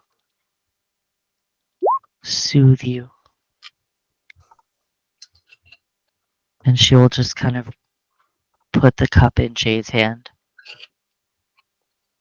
and just stand by and wait. So it does take a second for Jade to even realize that Yuki is talking to her or trying to do anything to her, because she is very focused on that door and listening just to anything that she can.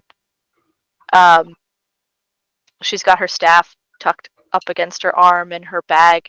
She's holding that drawstring bag that's decorated with lace and flowers, just holding it tight against her chest. And when Yuki touches her, she is still cold. Like, her hands are still cold. She can feel it through the gloves. When she tries to take her hand away from her bag, it takes a second before Jade even seems to notice her. But when she does, she forces herself to relax a little bit and lets her take her hand.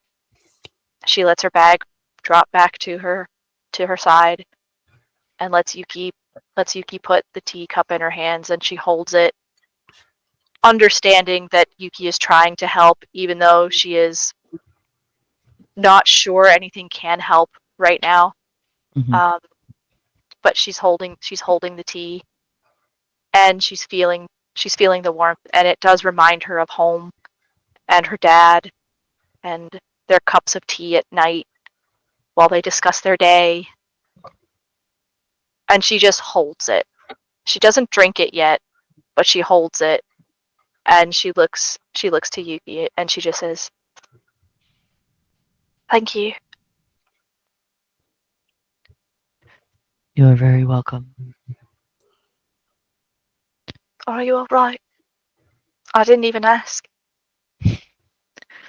Yuki smiles and she says, "Little one, I am not the one who is needing to be all right now." Yuki will take her tail And she'll kind of wrap it around Jade's upper arm because she knows the floof makes her happy. It does. And also to warm her a little bit more because Yuki is very concerned with how Jade got so cold so fast, and she's pretty sure it has to do with magical things that are outside of her knowledge. But what she does know is that warm, floofy tails are super happy and fix just about anything. Yuki is still purring. In case you missed that correlation between the low vibration, she is still purring. So that also healing reverberation would be continuing, not just between her and Jade, but throughout the room. Much like when you're in a room with someone who is sleeping, albeit not snoring, as someone who is sleeping, and you hear their soothing in and out respirations, how it makes you tired. In this way, the reverberations of her purring would work to soothe as well, and maybe heal a little bit of the anxiety everyone might be feeling because of what just happened. I think it definitely does help Jade, just having Yuki close to her and hearing her purr. Hearing her purring and just how comforting she's being and how calm she is after everything that just happened. It does, after a moment, now that Jade's actually paying attention, start putting her a little more at ease. And you can feel her just begin to relax a little bit. And she seems to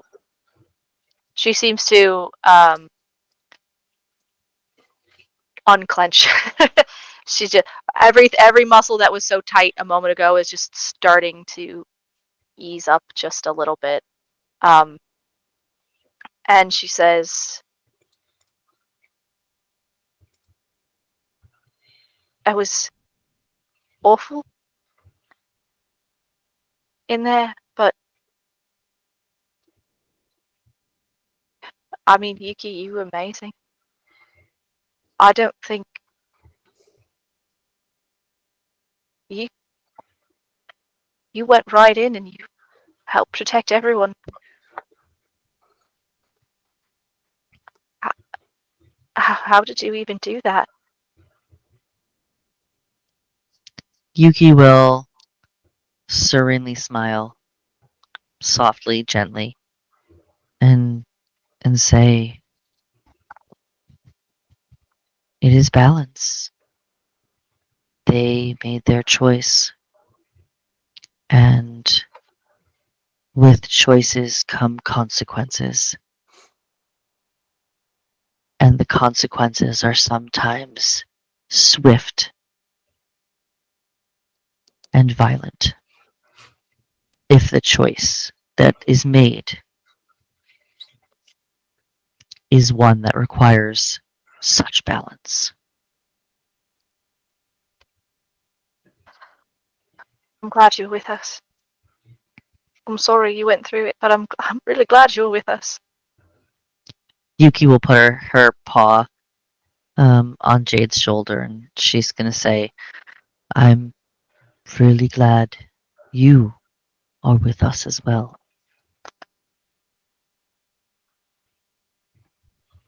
Now drink your tea." Okay. And she'll sip at her tea.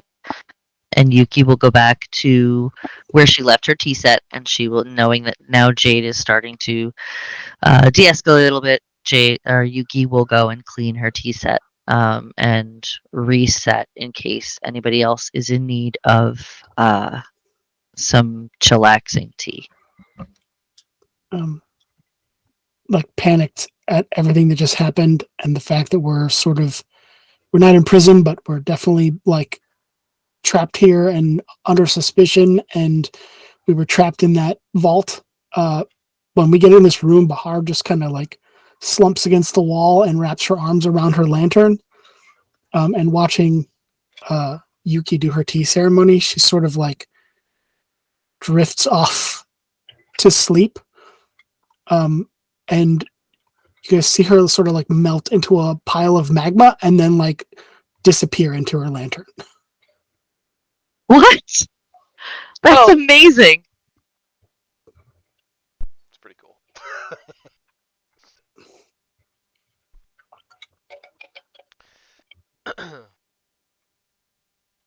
Red Narco, Reverie, how are you feeling in this moment? Professor as well.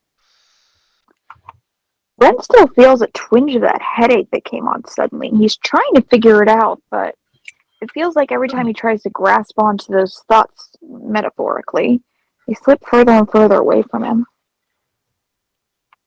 So that's what he's focused on. Narco is still shaken. She is trying not to dwell on that one woman she shot point blank in the chest and probably killed. Because she's not ready for that just yet. Instead, she's just going over every other thing. Like she's trying to make sense of like who would do this huge operation upon the Sentinels. What were they here for? Why complicate things by putting us down there? Even if it was supposedly to take the fall, it seems even more difficult if they already had someone posing as Kielna who could get past the magical barrier. And probably about this time, her thoughts are collected enough that I can request Joe to Narco recognize the features of the person after they reverted form. Just give me a history check with advantage. History check. Okay.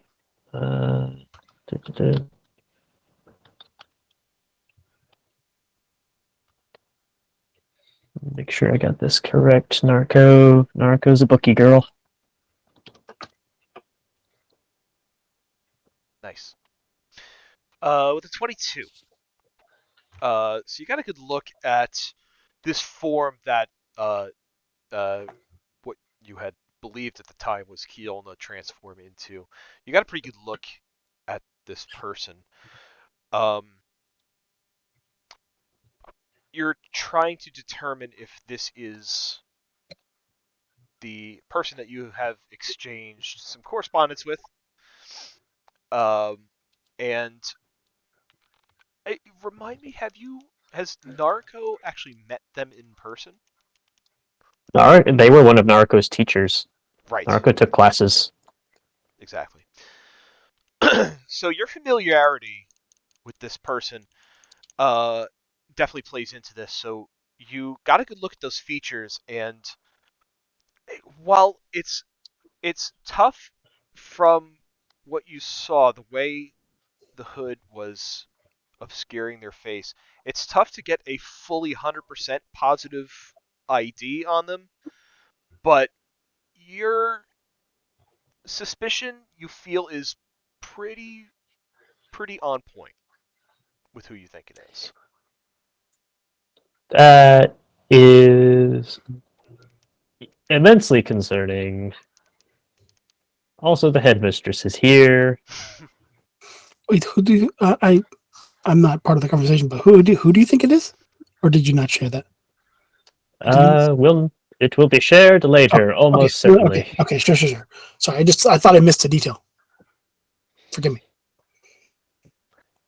So yeah, Nariko is kind of just sort of sitting at the table, and then she looks down and she realizes that she wore her best dress for this, and now she got stabbed in it with magic. Oh. And her wound is all closed up, but it still has a big hole and dried blood on it. And she just adds that to the total of things that have gone wrong today. And she was doing so good with her presentation. It was great. And then explosions happened. but they weren't the ones that he had planned to happen. The good ones. No, these were the bad ones. And she's just.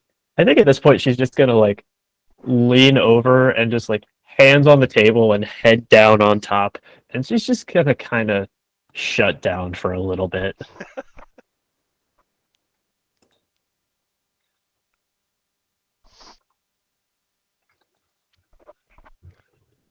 Professor Reverie, anything going through your minds at this moment? Reverie is trying to distract herself for the most part.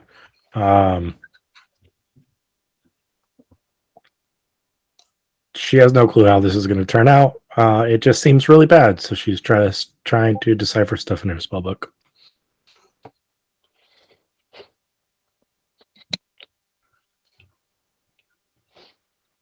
The professor is sitting casually, scribbling away in his journal and flipping back and forth through pages, and he's kind of talking to himself.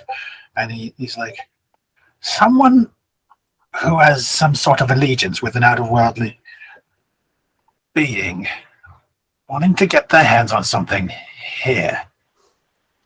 Who could it be? What otherworldly beings? So he's flipping through his journals to try and figure out of all like the otherworldly beings that he might have any sort of lore knowledge of. Does any of them have any dealings with acid or making like pacts or deals with mortals on the material plane, that sort of thing?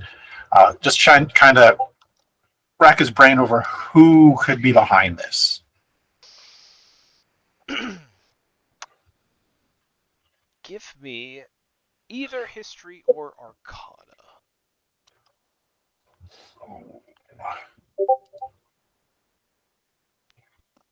Why are you not rolling?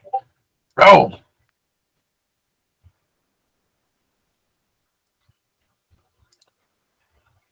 Please hold.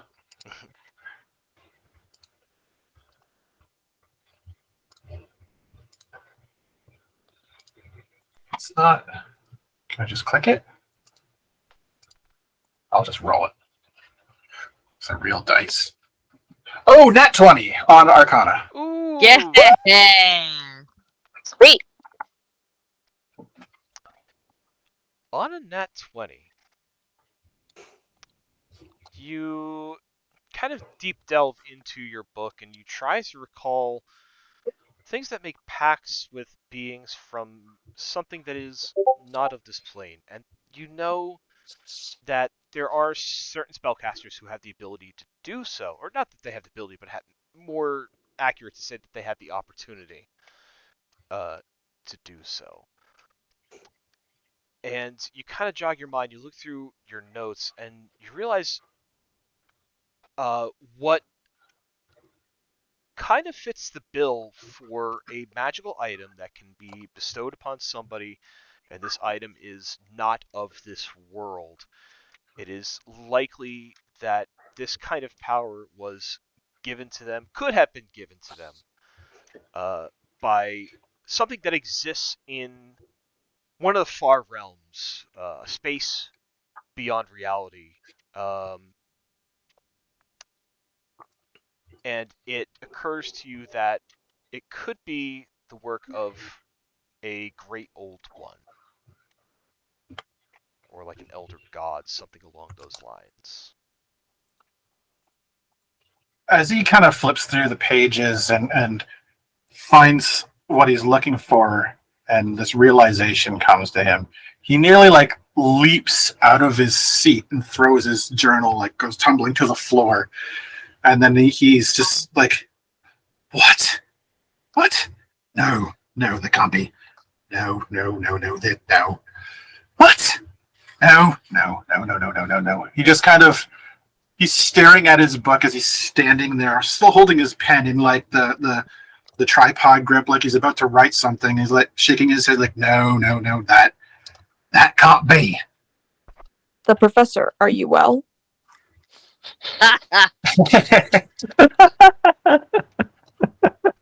He slides his eyes over to Ren, and he's like, not if my guess is correct. And my guesses are often correct, but I'm really hoping it's not in this case. I do not understand. He finally sort of straightens up and he leans down, picks up his journal and sort of shuffles it back into place. And he's like, there are people who have made pacts, but we call them warlocks. But there have been warlocks who have made sort of deals with all kinds of things, really, but this feels very strongly like the work of someone who might have had some sort of dealings with a great old one or an elder god. How much would Ren know about that? Almighty DM. I think it's kind of out of the scope of Ren's knowledge. Totally fair. So they are following a very old god? Very old, very powerful, and probably very tentacly. That seems a strange correlation. What is the significance? He just kind of wiggles his fingers at her like they're tentacles, like tentacly.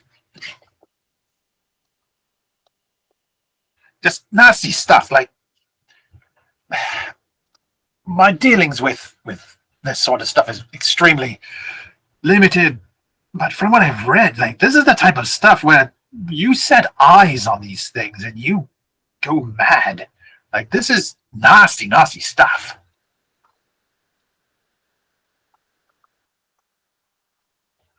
Okay. Why would they want the stone?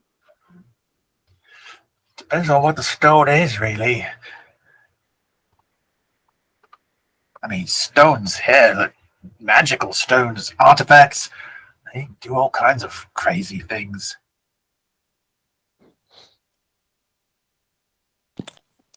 If the god has tentacles, could that connect to the place that Yuki sensed? He kind of wrinkles his nose up and looks to Yuki. Like, well, maybe. Yuki, the place that you sensed, did it smell tentacly?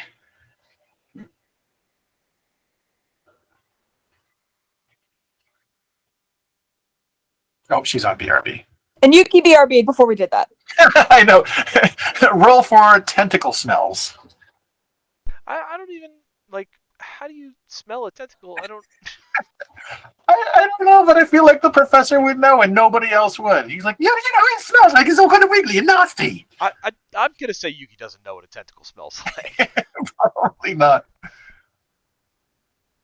If I could have seen it myself, mate, I don't know. I've never been to the realm of the Elder Gods before. I haven't exactly found any lore on the subject, really. At least not much. Not about smells and looks and tastes. What do you think an Elder God tastes like? I bet it tastes like cheese. Ren attempts to wrinkle his bone skull nose, but cannot. DM! Ren knows the languages of abyssal and infernal and primordial. Okay. Could he have some knowledge? But not tentacles. Not tentacly. I tried, man.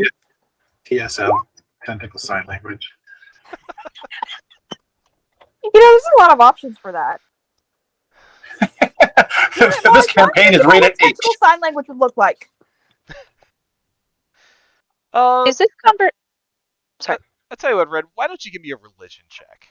Okay, I'll give you. I am. Damn, my religion score is shit. Not what I built this for. Oh, a 3. You were on a 16, you bitch. I don't know shit. Don't worry. I'll make it 6. 6. There's quite a wide pantheon of gods, Ren. Could there be one that fits this description? Probably. Okay, yeah, Ren still doesn't know shit. That was a good talk, everybody. GG. Nice hustle out there.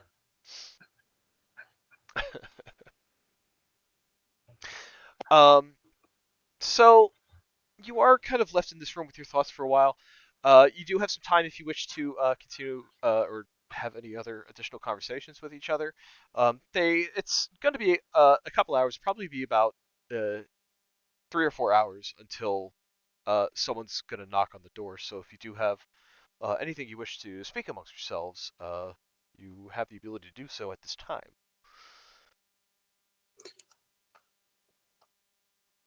I think Jade, after drinking a tea and listening to the other conversations that's happening around her, and seeing just how calm Yuki has remained through all of this, like nothing is wrong and everything is going to be fine, is helping put her at ease. So she's just been sitting holding an empty teacup for a bit and listening to Professor and Ren. Can we hear what you guys are saying? Were you talking quietly to yourselves, or Ren's definitely not being quiet. okay? I don't think he understands She's not inside capable of being voices. quiet. Could Jade Yeah, okay, there we go.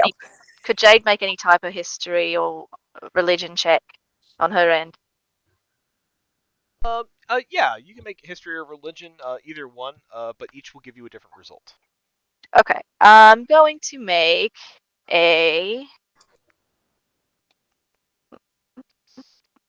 They're both the same for me, so I'm gonna go with history. Okay.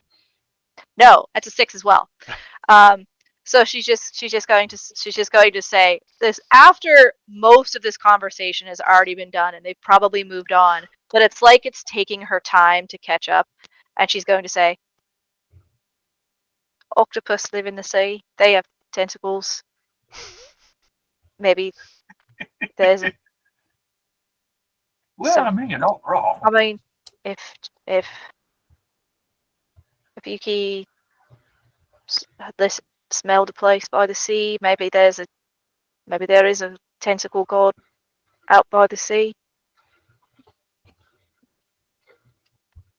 Could just be a really big squid. I've had squid before. I don't really like it.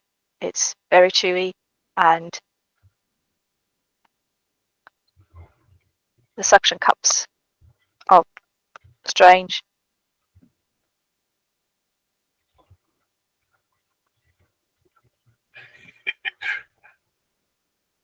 The professor just looks at her blankly. He's like, the suction cups are strange. Maybe you just haven't had it prepared the right way. I mean, it's really lovely if you put it on a barbecue with a little bit of unagi sauce. Okay.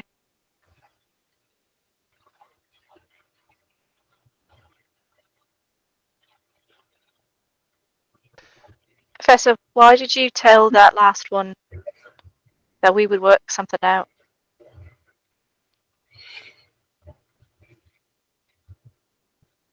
The fake sentinel. Yeah.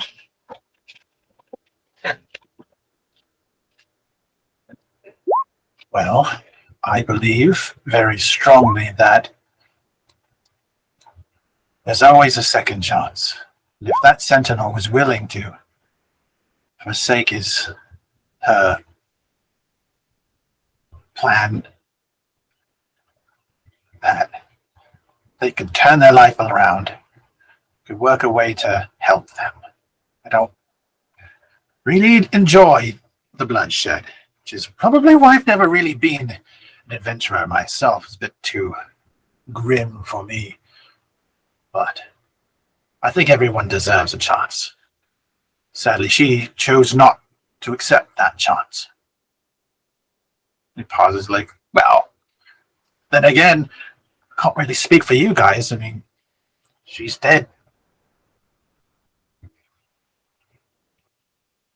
Didn't really have a say in it, really. She would have done the same to us. Maybe. You can never know.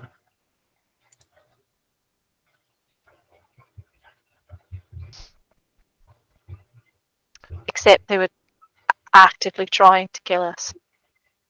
Or at least hurt us. Hurt us, yes.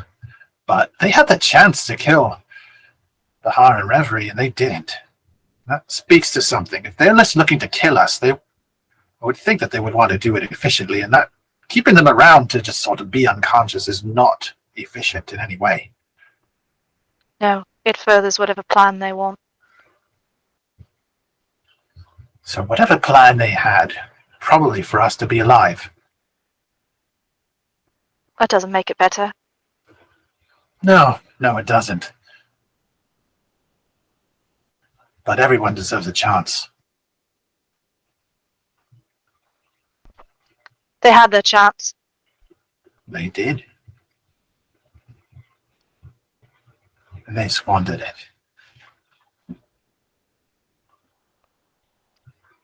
As you ponder this, there is a almost polite knocking on the door. Hearing that, Bahar comes out. Jade almost breaks her teacup.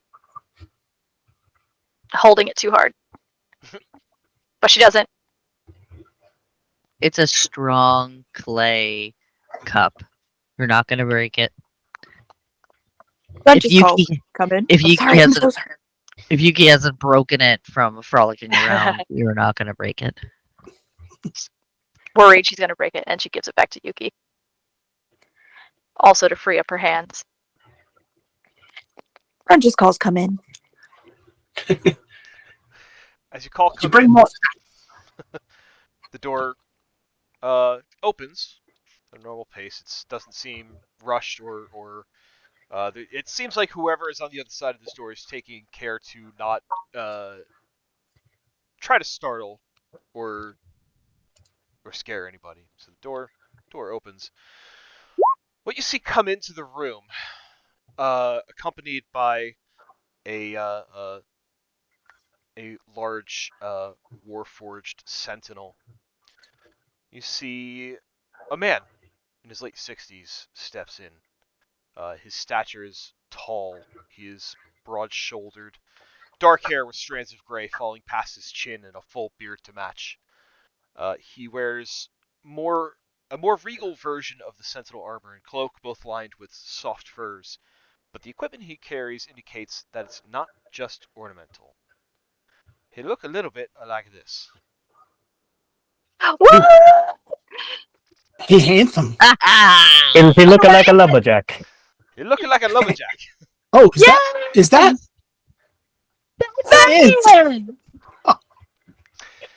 The crowd claps. Studio audience is so excited.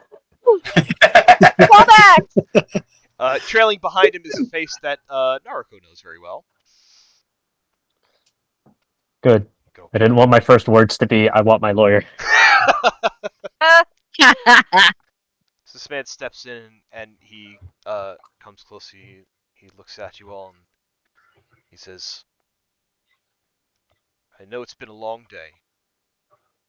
And he meets each of your eyes and he says, please, I am going to cast a spell and I need you to not resist me, but I promise that I will not hurt you. And he looks over to Kenneth, and Kenneth kind of gives a begrudging nod back. And then Kenneth just kind of like makes eye contact with you and Naruko. Okay. Naruko is familiar with this type of magic, so she just kind of brushes off her dress as she sits in her chair, just rearranges the fabric a little bit so that the bullet hole, well, not bullet hole, but stab hole isn't as prominent. And she just straightens up and tries to go back into von Grutzner heiress mode and keep her chin up and regal bearing, and she just nods. What spell? What's it do? It is a Zone of Truth spell. I'm going to ask you some questions, and I want to make sure that your answers are honest. Only if you're in it too. I can agree to that. Can you write down the arcane formula?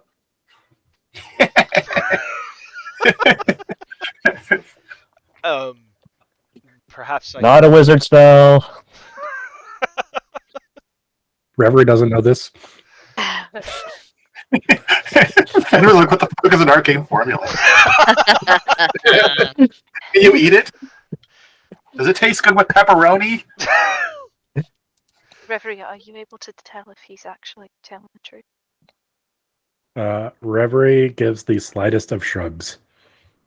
It's not really. He looks at you, referee, and he says, I'm afraid it's not something I can write down. It's just bestowed upon you by your belief. Okay. Well, never mind then. And he does kind of take half a step forward, but he does make sure he keeps an arm's length distance between anybody else. And he kind of looks at you and he says, is this agreeable? I think so. I want it in writing. The man looks over at Kenneth, and Kenneth kind of nods, and already with paperwork in hand, he steps over to the table and starts handing out. He goes, it's a standard disclosure agreement. There's a zone of truth that will be cast. Any answer that you give must be truthful while you are standing inside the zone. It is not a harmful spell, and it will wear off upon completion of the question. And he has to do it too. Kenneth whips out a pen and he writes in an amendment and says something to the effect of caster will also be subject to the same spell. And he comes back over and he says, Lord Captain Commander, I will need you to initial here, please. Fedwin initials. Kenneth looks back at you, Jade, and he says, does that fulfill your requirement, Miss Jade, Miss Nargo? Jade nods. Steps back. Naruko trusts Kenneth implicitly. Fedwin steps forward, and he will cast Zone of Truth to catch everybody in it. Are you going to Who try? do you think was the cutest? Are you going to try to resist? No. No. Nope. All right. Yes. Yes? Yes. Please give me a charisma saving throw. Fuck. Oh, Okay, Reverie. shit! He kind of looks at you, Reverie, with kind of a displeased look. Everybody shakes his head and he says, well, I'm not listening to anything you're going to tell me. In that case, Reverie opens her book back up and starts reading again. 0 fucks given. Fedwin looks at you all and he says, my name is Lord Captain Commander Emeritus Fedwin Balinor. I'm here to question you about what you saw in the vault today. So, if you would please give me your version of the events after you entered the vault.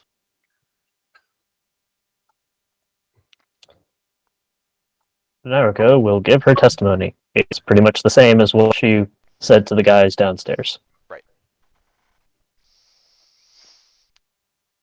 Kind of nods and he says, did you happen to see what was taken out of that chest? A stone. Uh-huh. And when was it that you met this form of Kiolna? Just after we stepped off the docks into town. And when was Yesterday morning, that? Yesterday. Morning. before lunch. She was down at the docks. There were other sentinels walking about. I don't know who they were. They asked us to help them. We were helping them set up things, right? Technically, Kenneth asked us to help set things up. But Oh, that is true. Kiolna said that there was a free lunch for anyone who was helping set up for the expo, and there were other sentinels there. Oh, and I was very hungry. So it was before lunchtime. 9, 10 in the morning. So sorry. Ren cuts in. Wait, you did not know what was in that vault? Oh, I know very well what was in that vault. What was it? It was a piece of flooring from the Sentinel Citadel over in Iceland. There was a chamber within that Sentinel that existed before we took it over. It was a piece of a spell form that was a teleportation circle to the astral plane.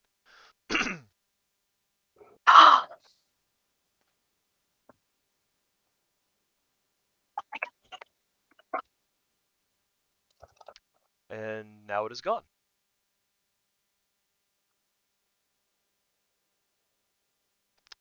I don't really know what the plan was when they took it, though, because if they were to try to infiltrate Sentinel's Citadel, they would have to go through platoons, legions of Sentinels to even get close to that chamber. Now, I know what you're probably about to say is that, well, they infiltrated the heart of the Sentinel itself. Well, that is true. We have learned some hard lessons today. We haven't seen an attack like this on the Sentinels ever. It is not one that we anticipated.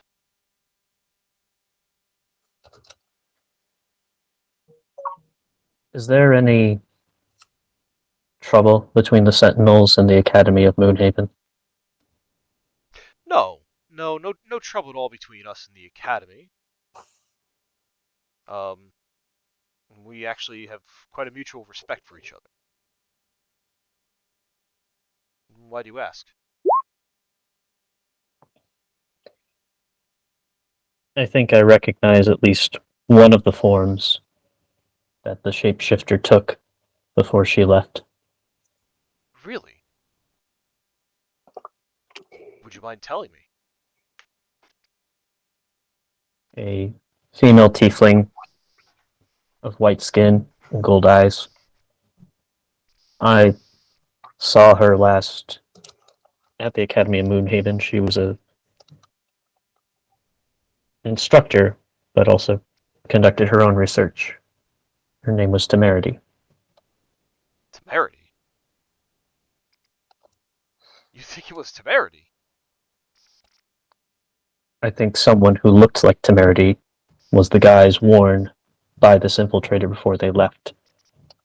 They did not seem to be trying to show this to the rest of us, so I can't really harbor suspicions that it was intentional to throw us off, but if Kiona was taken down and then replaced, I don't know what might have happened to Temerity. When Nariko says Temerity, do I recognize that name from all my books? Give me a history check with advantage. Depending on how often Temerity was in the books.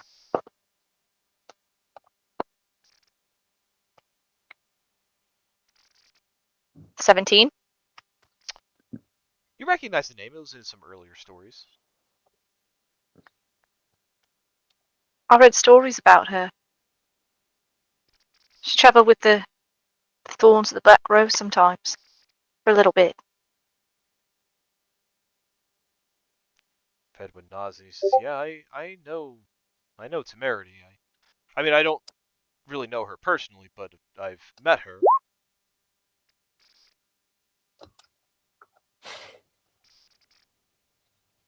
Wait, what's your name again? Fedwin. Fedwin Balinor. That's also a 17. You Was he in the books too? recognize his name from some earlier stories. You were in Volume 1 with Edward. The Bard wrote about you too. The Bard? Who's the Bard? Nobody knows who the Bard is. That was a long time ago. How many years ago was it, by the way? 25. Out of character. 25 years? Yeah. Yeah, that's 25 years at this point.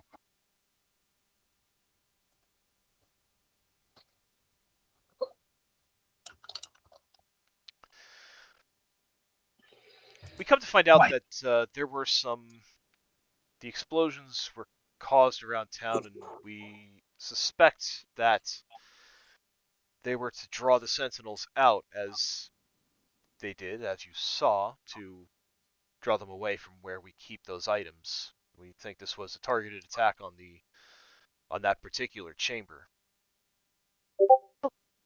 And your story seems to match with that.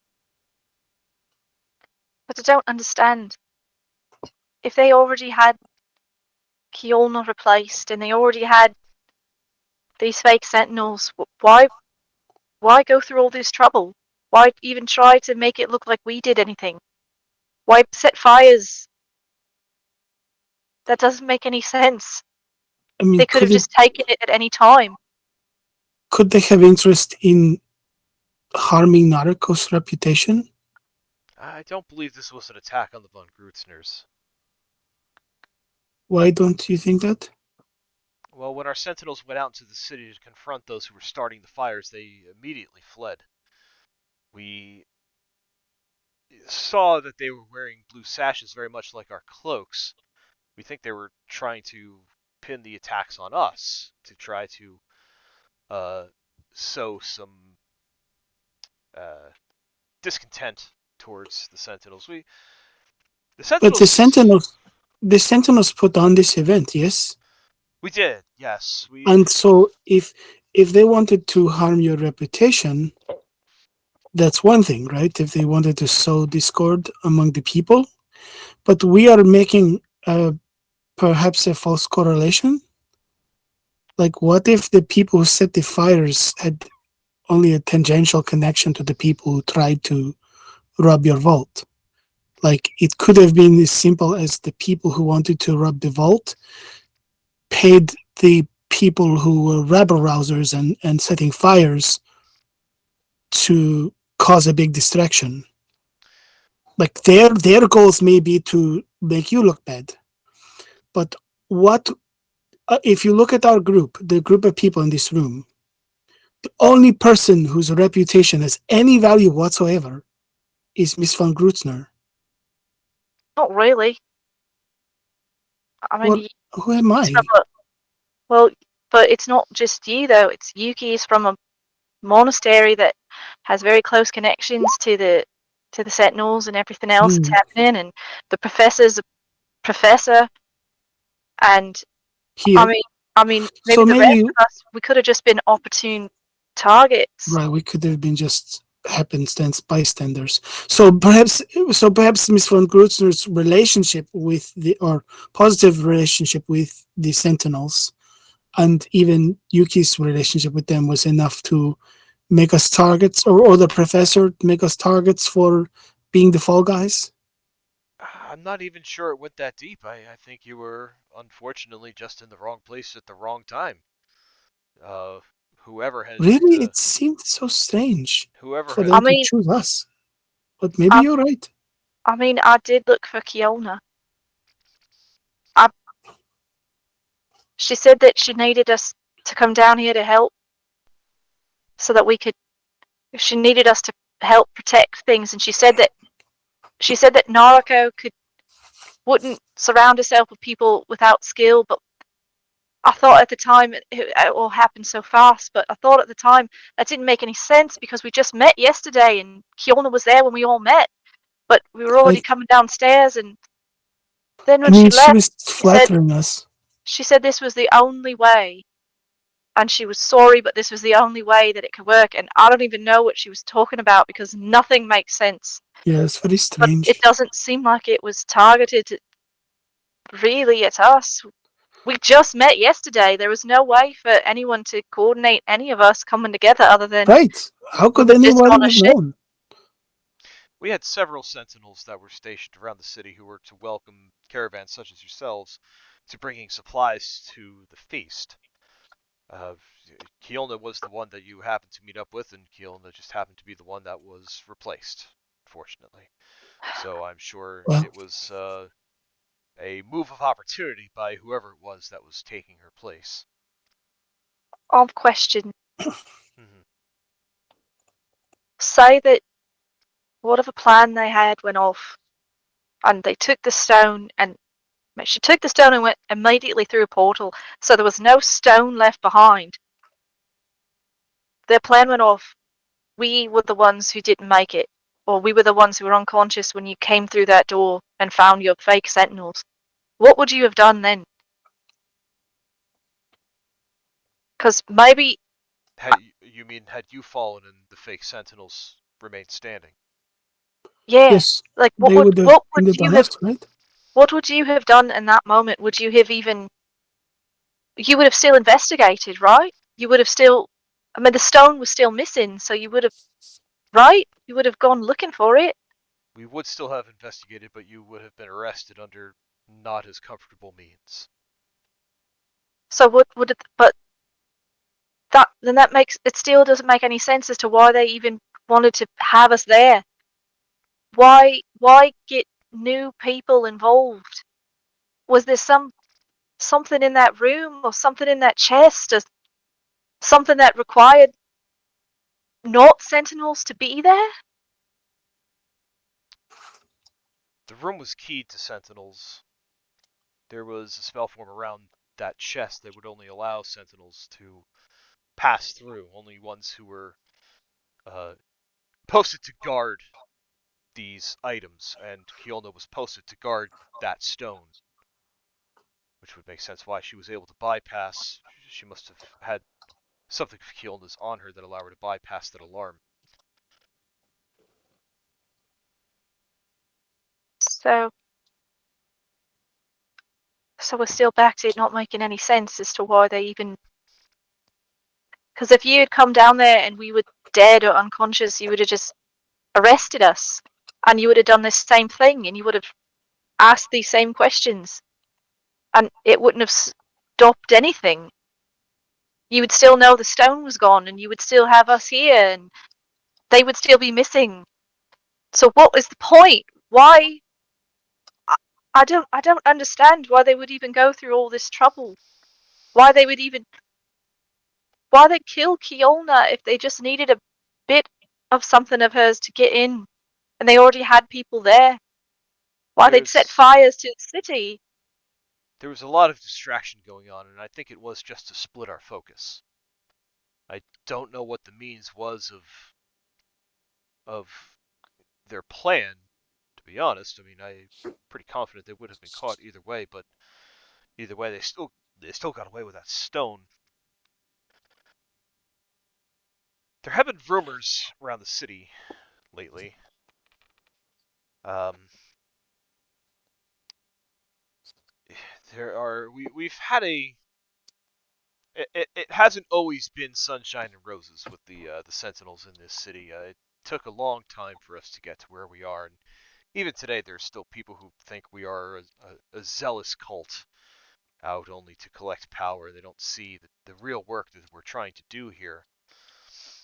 So I think part one of their plan was to try to sow some doubt among the people in town amongst what it is we're doing. The other was to obviously try to get away with this kind of theft, and the rumors that I have heard is that there have been a number of thefts by a thieves guild that call themselves the Garnet Hand. They operate out of Red's Wharf, but the rumor is that they are trying to come up north here to Crystal Cove to try to expand their base.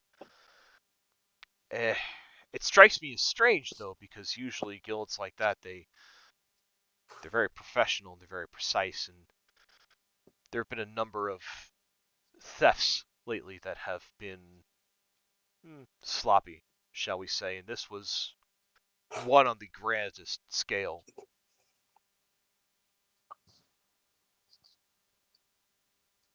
Upon hearing, Red's Wharf, Yuki is gonna remember kind of what she saw, but the waves and the ocean and everything, and she's gonna kind of look over towards the professor to see if he caught it.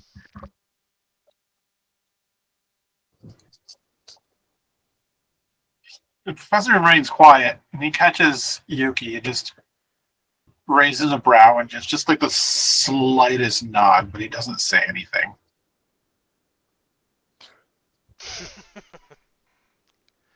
Fedwin gets to make a perception check on that, and he gets advantage. Woo! Vault. If you are trying to hide it, please give me a deception check. Deception. Professor, Yuki, or both?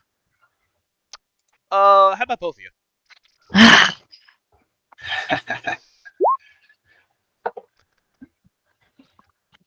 That 19. Cool. Fedwin got a 35. Damn it! Oh, right. We left these characters off at level 20, didn't we? Yeah. Oh, I no, want- I'm sorry. Level 20, I'm goddammit. sorry. I'm sorry. It's not a 35. It was a 29. It was only a 29. What? Only a 29. It was a 29. I mean, obviously 11 beats that. Jesus. He kind of finger guns to both of you. He says, "What was that? I saw that. What was that?" I'm casting another spell.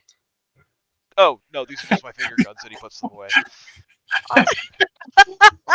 These are dangerous. So on brand for Fedwin. Professor looks to Yuki and says, "You want to tell him, or do you want me to?" I was the one that saw it. I should tell him. Yuki will look at Fedwin and say, when this temerity, maybe person, went through the portal, I was able to see and hear a little bit of where she went or they went. They went into a dark cave area, and it was like rough stone ground, and I heard water and waves crashing, and I smelled the ocean, but also a really, really awful smell. And you were talking about Red's Wharf, and I can't help but think Red's Wharf is probably by the ocean. That is a good point. Although, so is this town. We're more on a lake than we are an ocean. Oh, it is lake? Oh, I'm sorry. Yeah. But Red's Wharf is kind of the gateway out of the continent. It's possible that it could lead there, but I don't. Well, I haven't scouted every inch of that coast, of course, but I don't know of any caves that might be down that way. There is one cave, though, that I seem to remember. It was under Skyhorn Lighthouse. So, I mean, that could potentially be a spot close to Red's Wharf, if that's what you're thinking. But it's hard to say. There are many caves along many coasts. It could be anywhere. Exactly. You could go to Red's Wharf and ask the newly installed captain down there if they know of any caves. Her name is Captain Ursa. Out of character. I don't understand why we would be involved in this investigation. Well, we are victims. Can we put the out of character stuff in the chat, please? I'm sorry. You have a point. Narco kind of looks up after she's been considering things and says, Knight Captain Commander Emeritus Fedwin, you said that this Thieves Guild operating out of Woods Wharf has been unusually sloppy lately, Yes. to the extent that they're doing their usual operations, but they're failing repeatedly, or they're doing their operations but seem to be trying to be noticed, leaving calling cards, performing them in daylight. Well, it's hard to say. It's hard to say if it's deliberate or not, but I mean, we knew that they used to operate in quiet, in shadow, but lately there's been more evidence of smash and grab jobs, which doesn't seem like them. Now I'm considering something. What Jade has been saying is absolutely correct. The course of action that these villains took, involving us as some sort of extra ploy of deception, does not make sense. It is an objectively terrible plan. Even if it was completely successful, the most they would gain is a little more of a smokescreen for a couple of their operatives to maybe slip out. But it makes more sense if there is some deliberate self-sabotage going on. Something that this shapeshifter said before they left is they seemed to apologize to us, said, "I'm sorry, this was the only way," before they left. It makes me wonder if this person, Temerity or not Temerity, may be performing this heist against you against their will and is deliberately trying to draw attention so that someone can follow after. The professor was talking about how these cultists who might have an interest could be tied to some sort of great old one.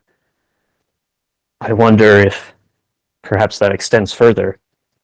If maybe organizations like this Thieves Guild are being warped against their own interests. Manipulated. I suppose it is possible.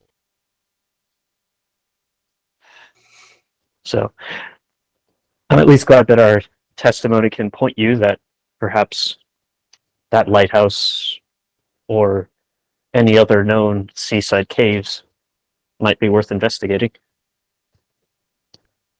It is good information to have. I appreciate that. I fear that our efforts, though, are going to be very tied up in trying to regain the public trust after this incident.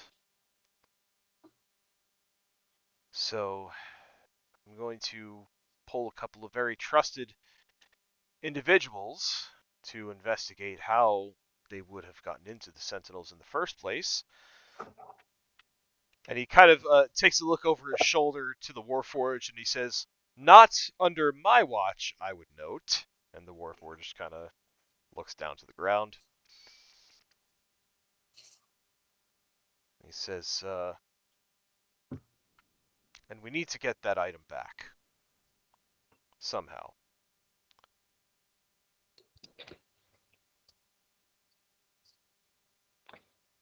Shapeshifters are dangerous things. They can cause a lot of suspicion. That is true. They can be anyone, anywhere, at any time. But the person that I knew, this Temerity, it doesn't match what I know of her. It's a bit strange. Nor die. It could That's have why. been intentional then to cast suspicion on another person. Seemed to have a lot of layers to this scheme. Or wherever they were going, they needed to look like her when they came out. That's a good point. Wait, didn't you say Temerity is a teacher or something at the university? Did I hear that or not? Yes, the headmistress is supposed to be here. I imagine she was probably out in force while the commotion was happening.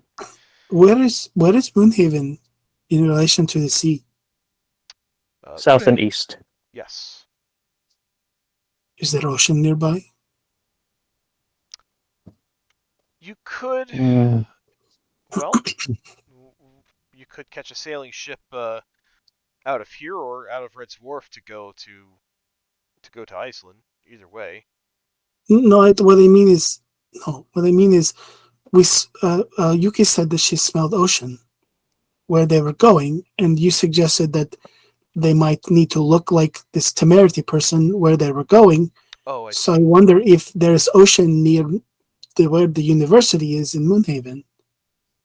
No, it's kind of inland, but it is connected to the ocean through a set of rivers. So it probably doesn't fit that she was going in that direction. Although maybe she intended to pose as temerity where she was going. Are you I going don't to even send know why I people said to Red's she. Wharf? Are you going to send people to Red's Wharf then to investigate this lighthouse? With this cave that it might be? We could send people to the lighthouse, yes. But trying to get people to talk about the Garnet Hand might prove a little more difficult for the Sentinels. Why? Well, A, public distrust, as I said, from this episode here, and we're seen as an authority. So, unlikely that anyone would talk to us about a thieves' guild. Can't you hire like a mercenary or something? We just had some strange people infiltrate our own ranks. I'm not really in a place to go hire mercenaries right now. Oh, well, don't you have like an adventurers guild or something that you can hire? Well, if you would care to be the inaugural class, perhaps we do. I would like to go. You What? just said you weren't going to listen to anything I say, and now you want me to help you? You didn't say anything. Reverie rolls her eyes at that comment. You want us to go? I would appreciate the help, and How much some would you I appreciate would the help? appreciate not having someone try to kill me, or knock me out, or get me arrested I on my first day here. I Second day, technically. I got in yesterday, but this not even a full day has passed yet, because I didn't get in until 10 o'clock yesterday, and it's only been one day. I understand completely, and I will understand if you wish to decline, and I will not hold that against you.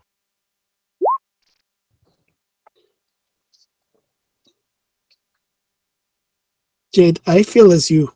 I do not feel comfortable chasing after the people who attacked us in this place. We just arrived. I have not been back to my home in so long. I mean, I'm not staying here. Not after that. You mean here in town? You just heard him. There were scores of people out pretending to be sentinels setting fires. I'm not staying here. Well, well, I mean, that means, well, if we were to follow his suggestion, we wouldn't be staying here. We would go to Red's Wharf, somewhere We can else. go anywhere. And she's going to turn to Reverie. Reverie, what do you want? Where do you want to go? We can go anywhere. We can go find that headmistress, and we can go to Moonhaven. That sounds like a great idea. She's not a sentinel, is she? Looks at Fedwin. Headmistress Elbreth? No, she's not a sentinel. Okay. I would like to talk to her. Her perspective on what has happened to us would be valuable, I think, before we make any large decisions. I will join you, the professor. I am interested in what they have done and what they are planning to do. I would like very much the opportunity to study this artifact once we get it back. What say you to that? It's a teleportation circle. That's all it is. I mean, Yeah, if you but think you get more than that out of it, sure, but it must remain here. if you'd allow me access to it once we return it, that would be fine. But not only is it just a piece of a spell or a teleportation circle, it's been in the possession of someone who's clearly in league with something bigger, like an elder god. Perhaps there's something more to it, or in the absolute very least, there may be some sort of arcane resonance attached to it, just simply by being in close proximity to someone who's that close to an elder god. It's the implications are astounding. I would Yes. love to. Fine. Didn't Yes, you- fine. Fine. That's fine. I don't know half the things you just said, but that's fine. Didn't you just say that people who got in touch with these kinds of gods, they go, like, they see them and they go crazy and they lose their minds? Why would you want to study something like that? What makes you think I haven't already lost my mind? That doesn't He make me makes a want... valid point. Ben, are you sure you want to travel with him? He has shown me kindness, as have you. But I find myself drawn to this mystery. I would solve it. By yourself.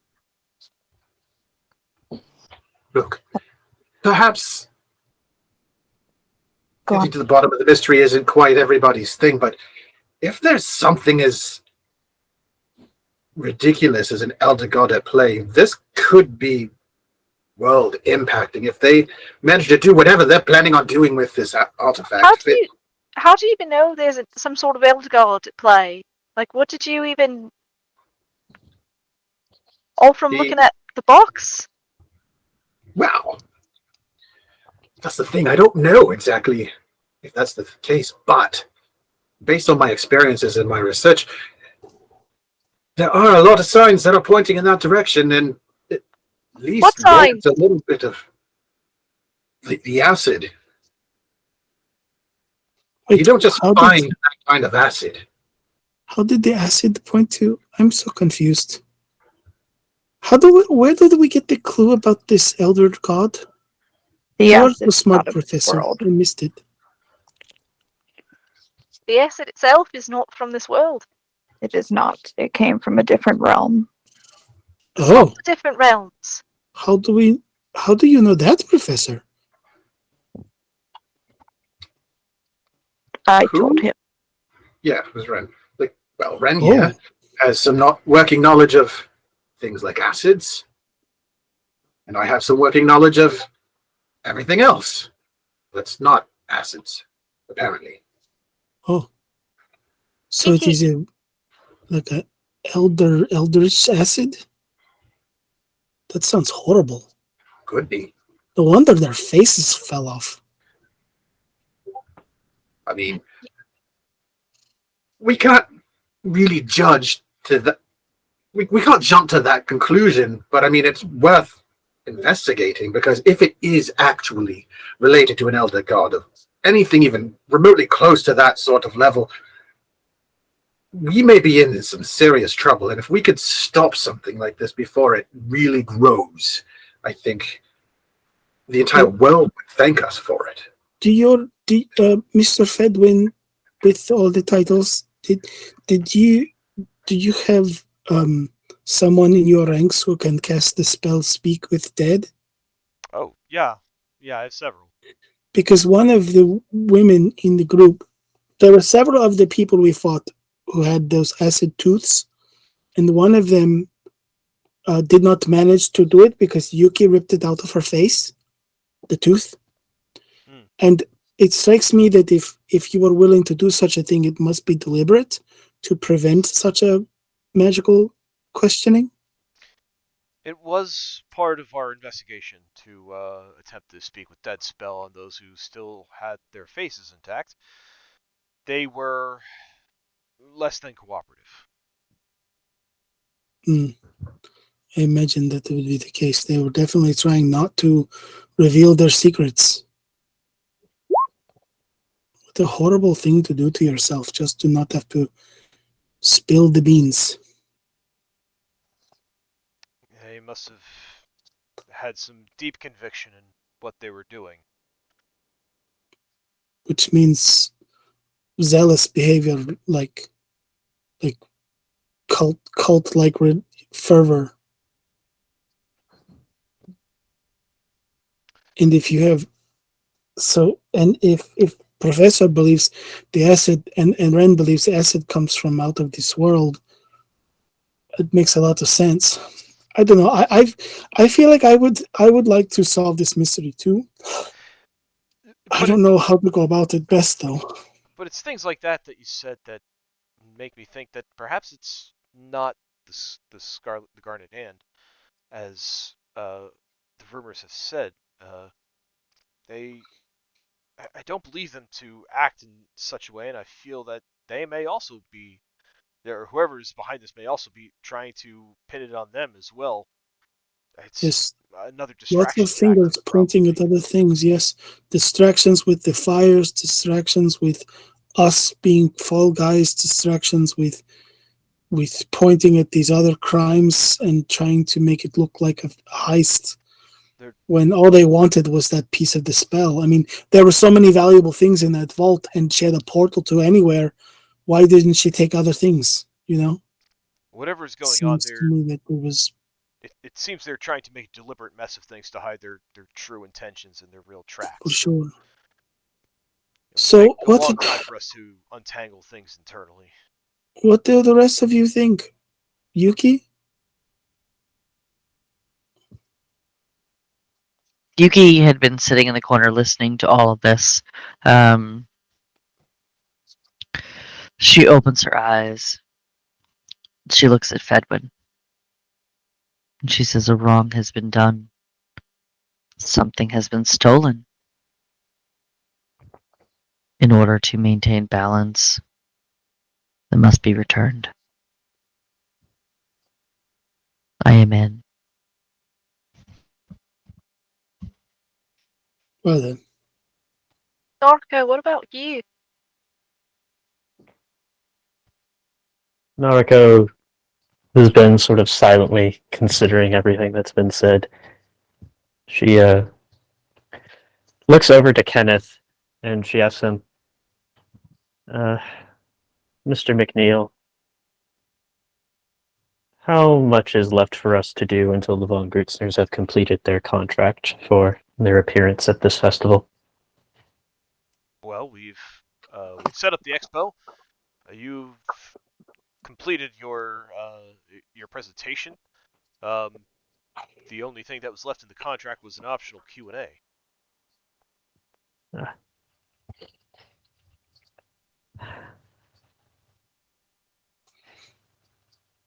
Mother is going to hear about everything that's happened in the city by the end of today, I'm certain, correct?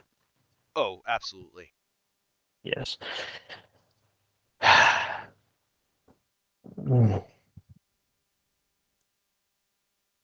I don't think even if I wanted to go off and deliberately find more trouble that I would ever get her blessing to do so. Not after I almost she kind of like looks down at where the wound was. Well, suffice to say, I'll definitely want to meet with the headmistress, and I'll see things from there. Of course, I can't stop you, Lady Narco. No, you can't.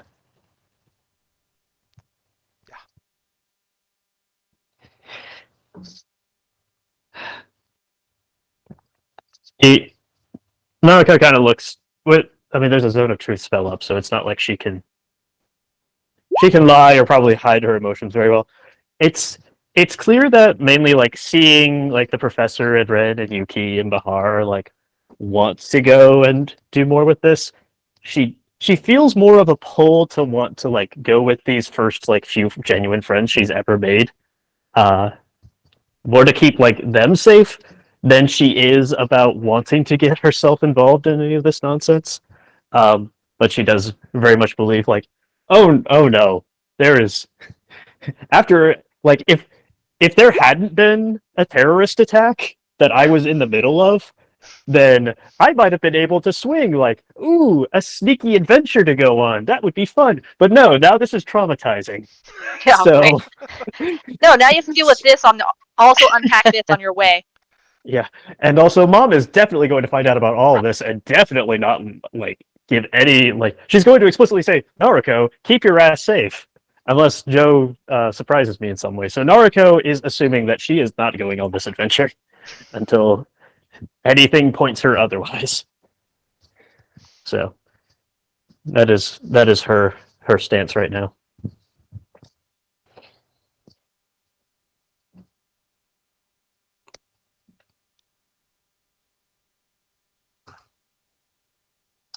Jade is gonna look at the professor. Do you really think it's a cult?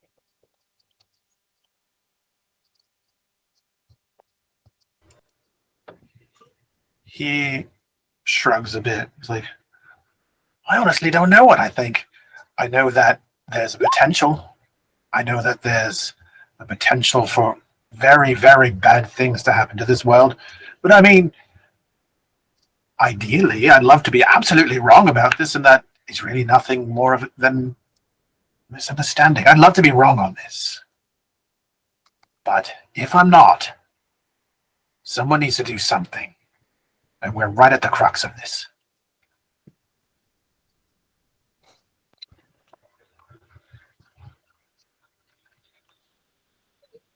Fedwin looks around and he says, well, whatever it is you decide to do, you are free to go here. I won't keep you any longer. And he drops the zone of truth.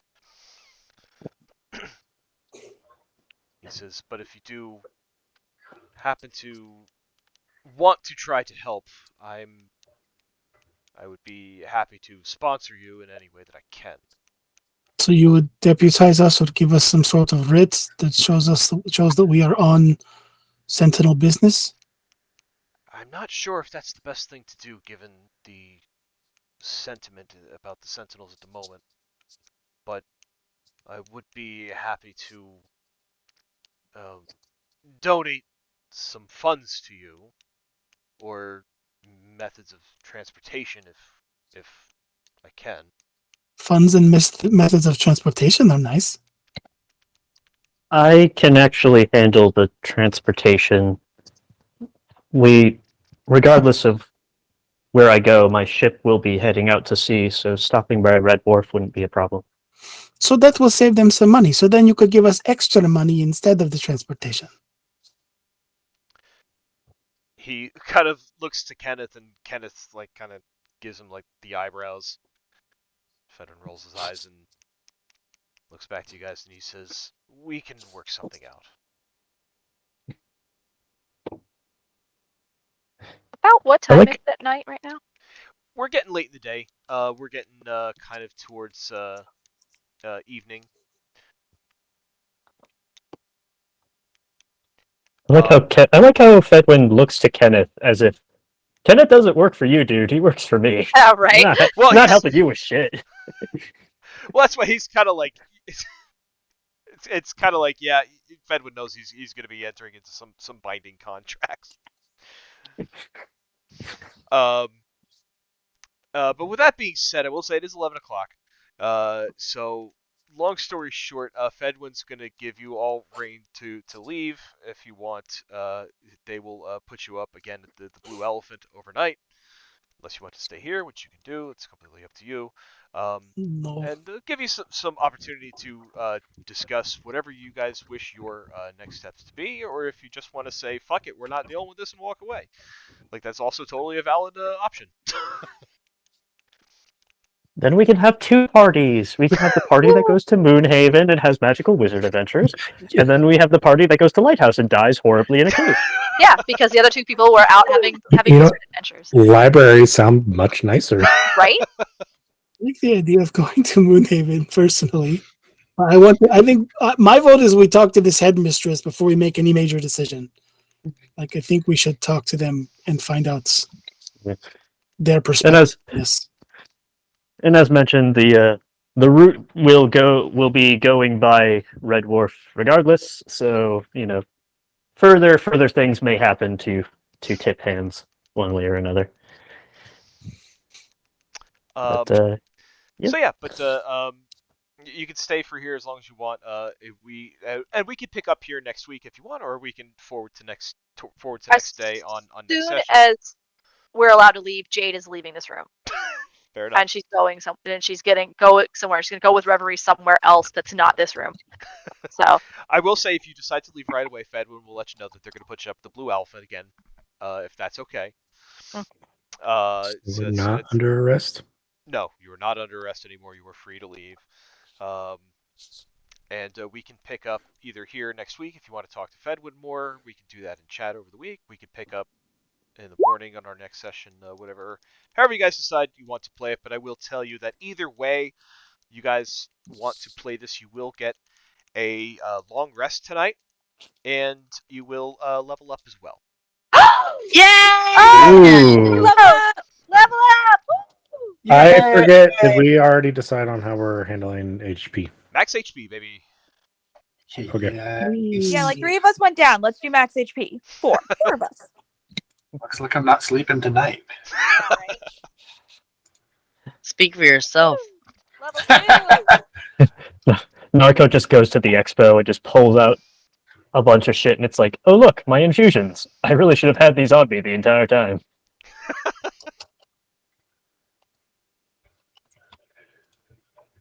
All right, time to learn how to choose wizard stuff. So It's super simple. Yeah.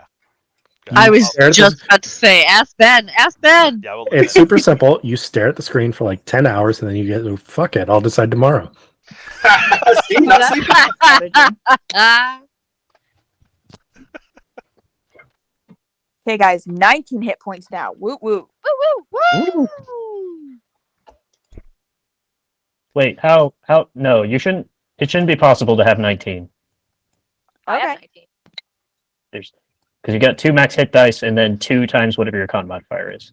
Okay, so 8 and 8, 16. So 22 is actually what it says. Your con modifiers. 3? 2 or 3? Oh, so Yep. 8 is 16 plus Yeah. addition. You have 22. Thanks, Oh. Neville. Hell boop. yeah.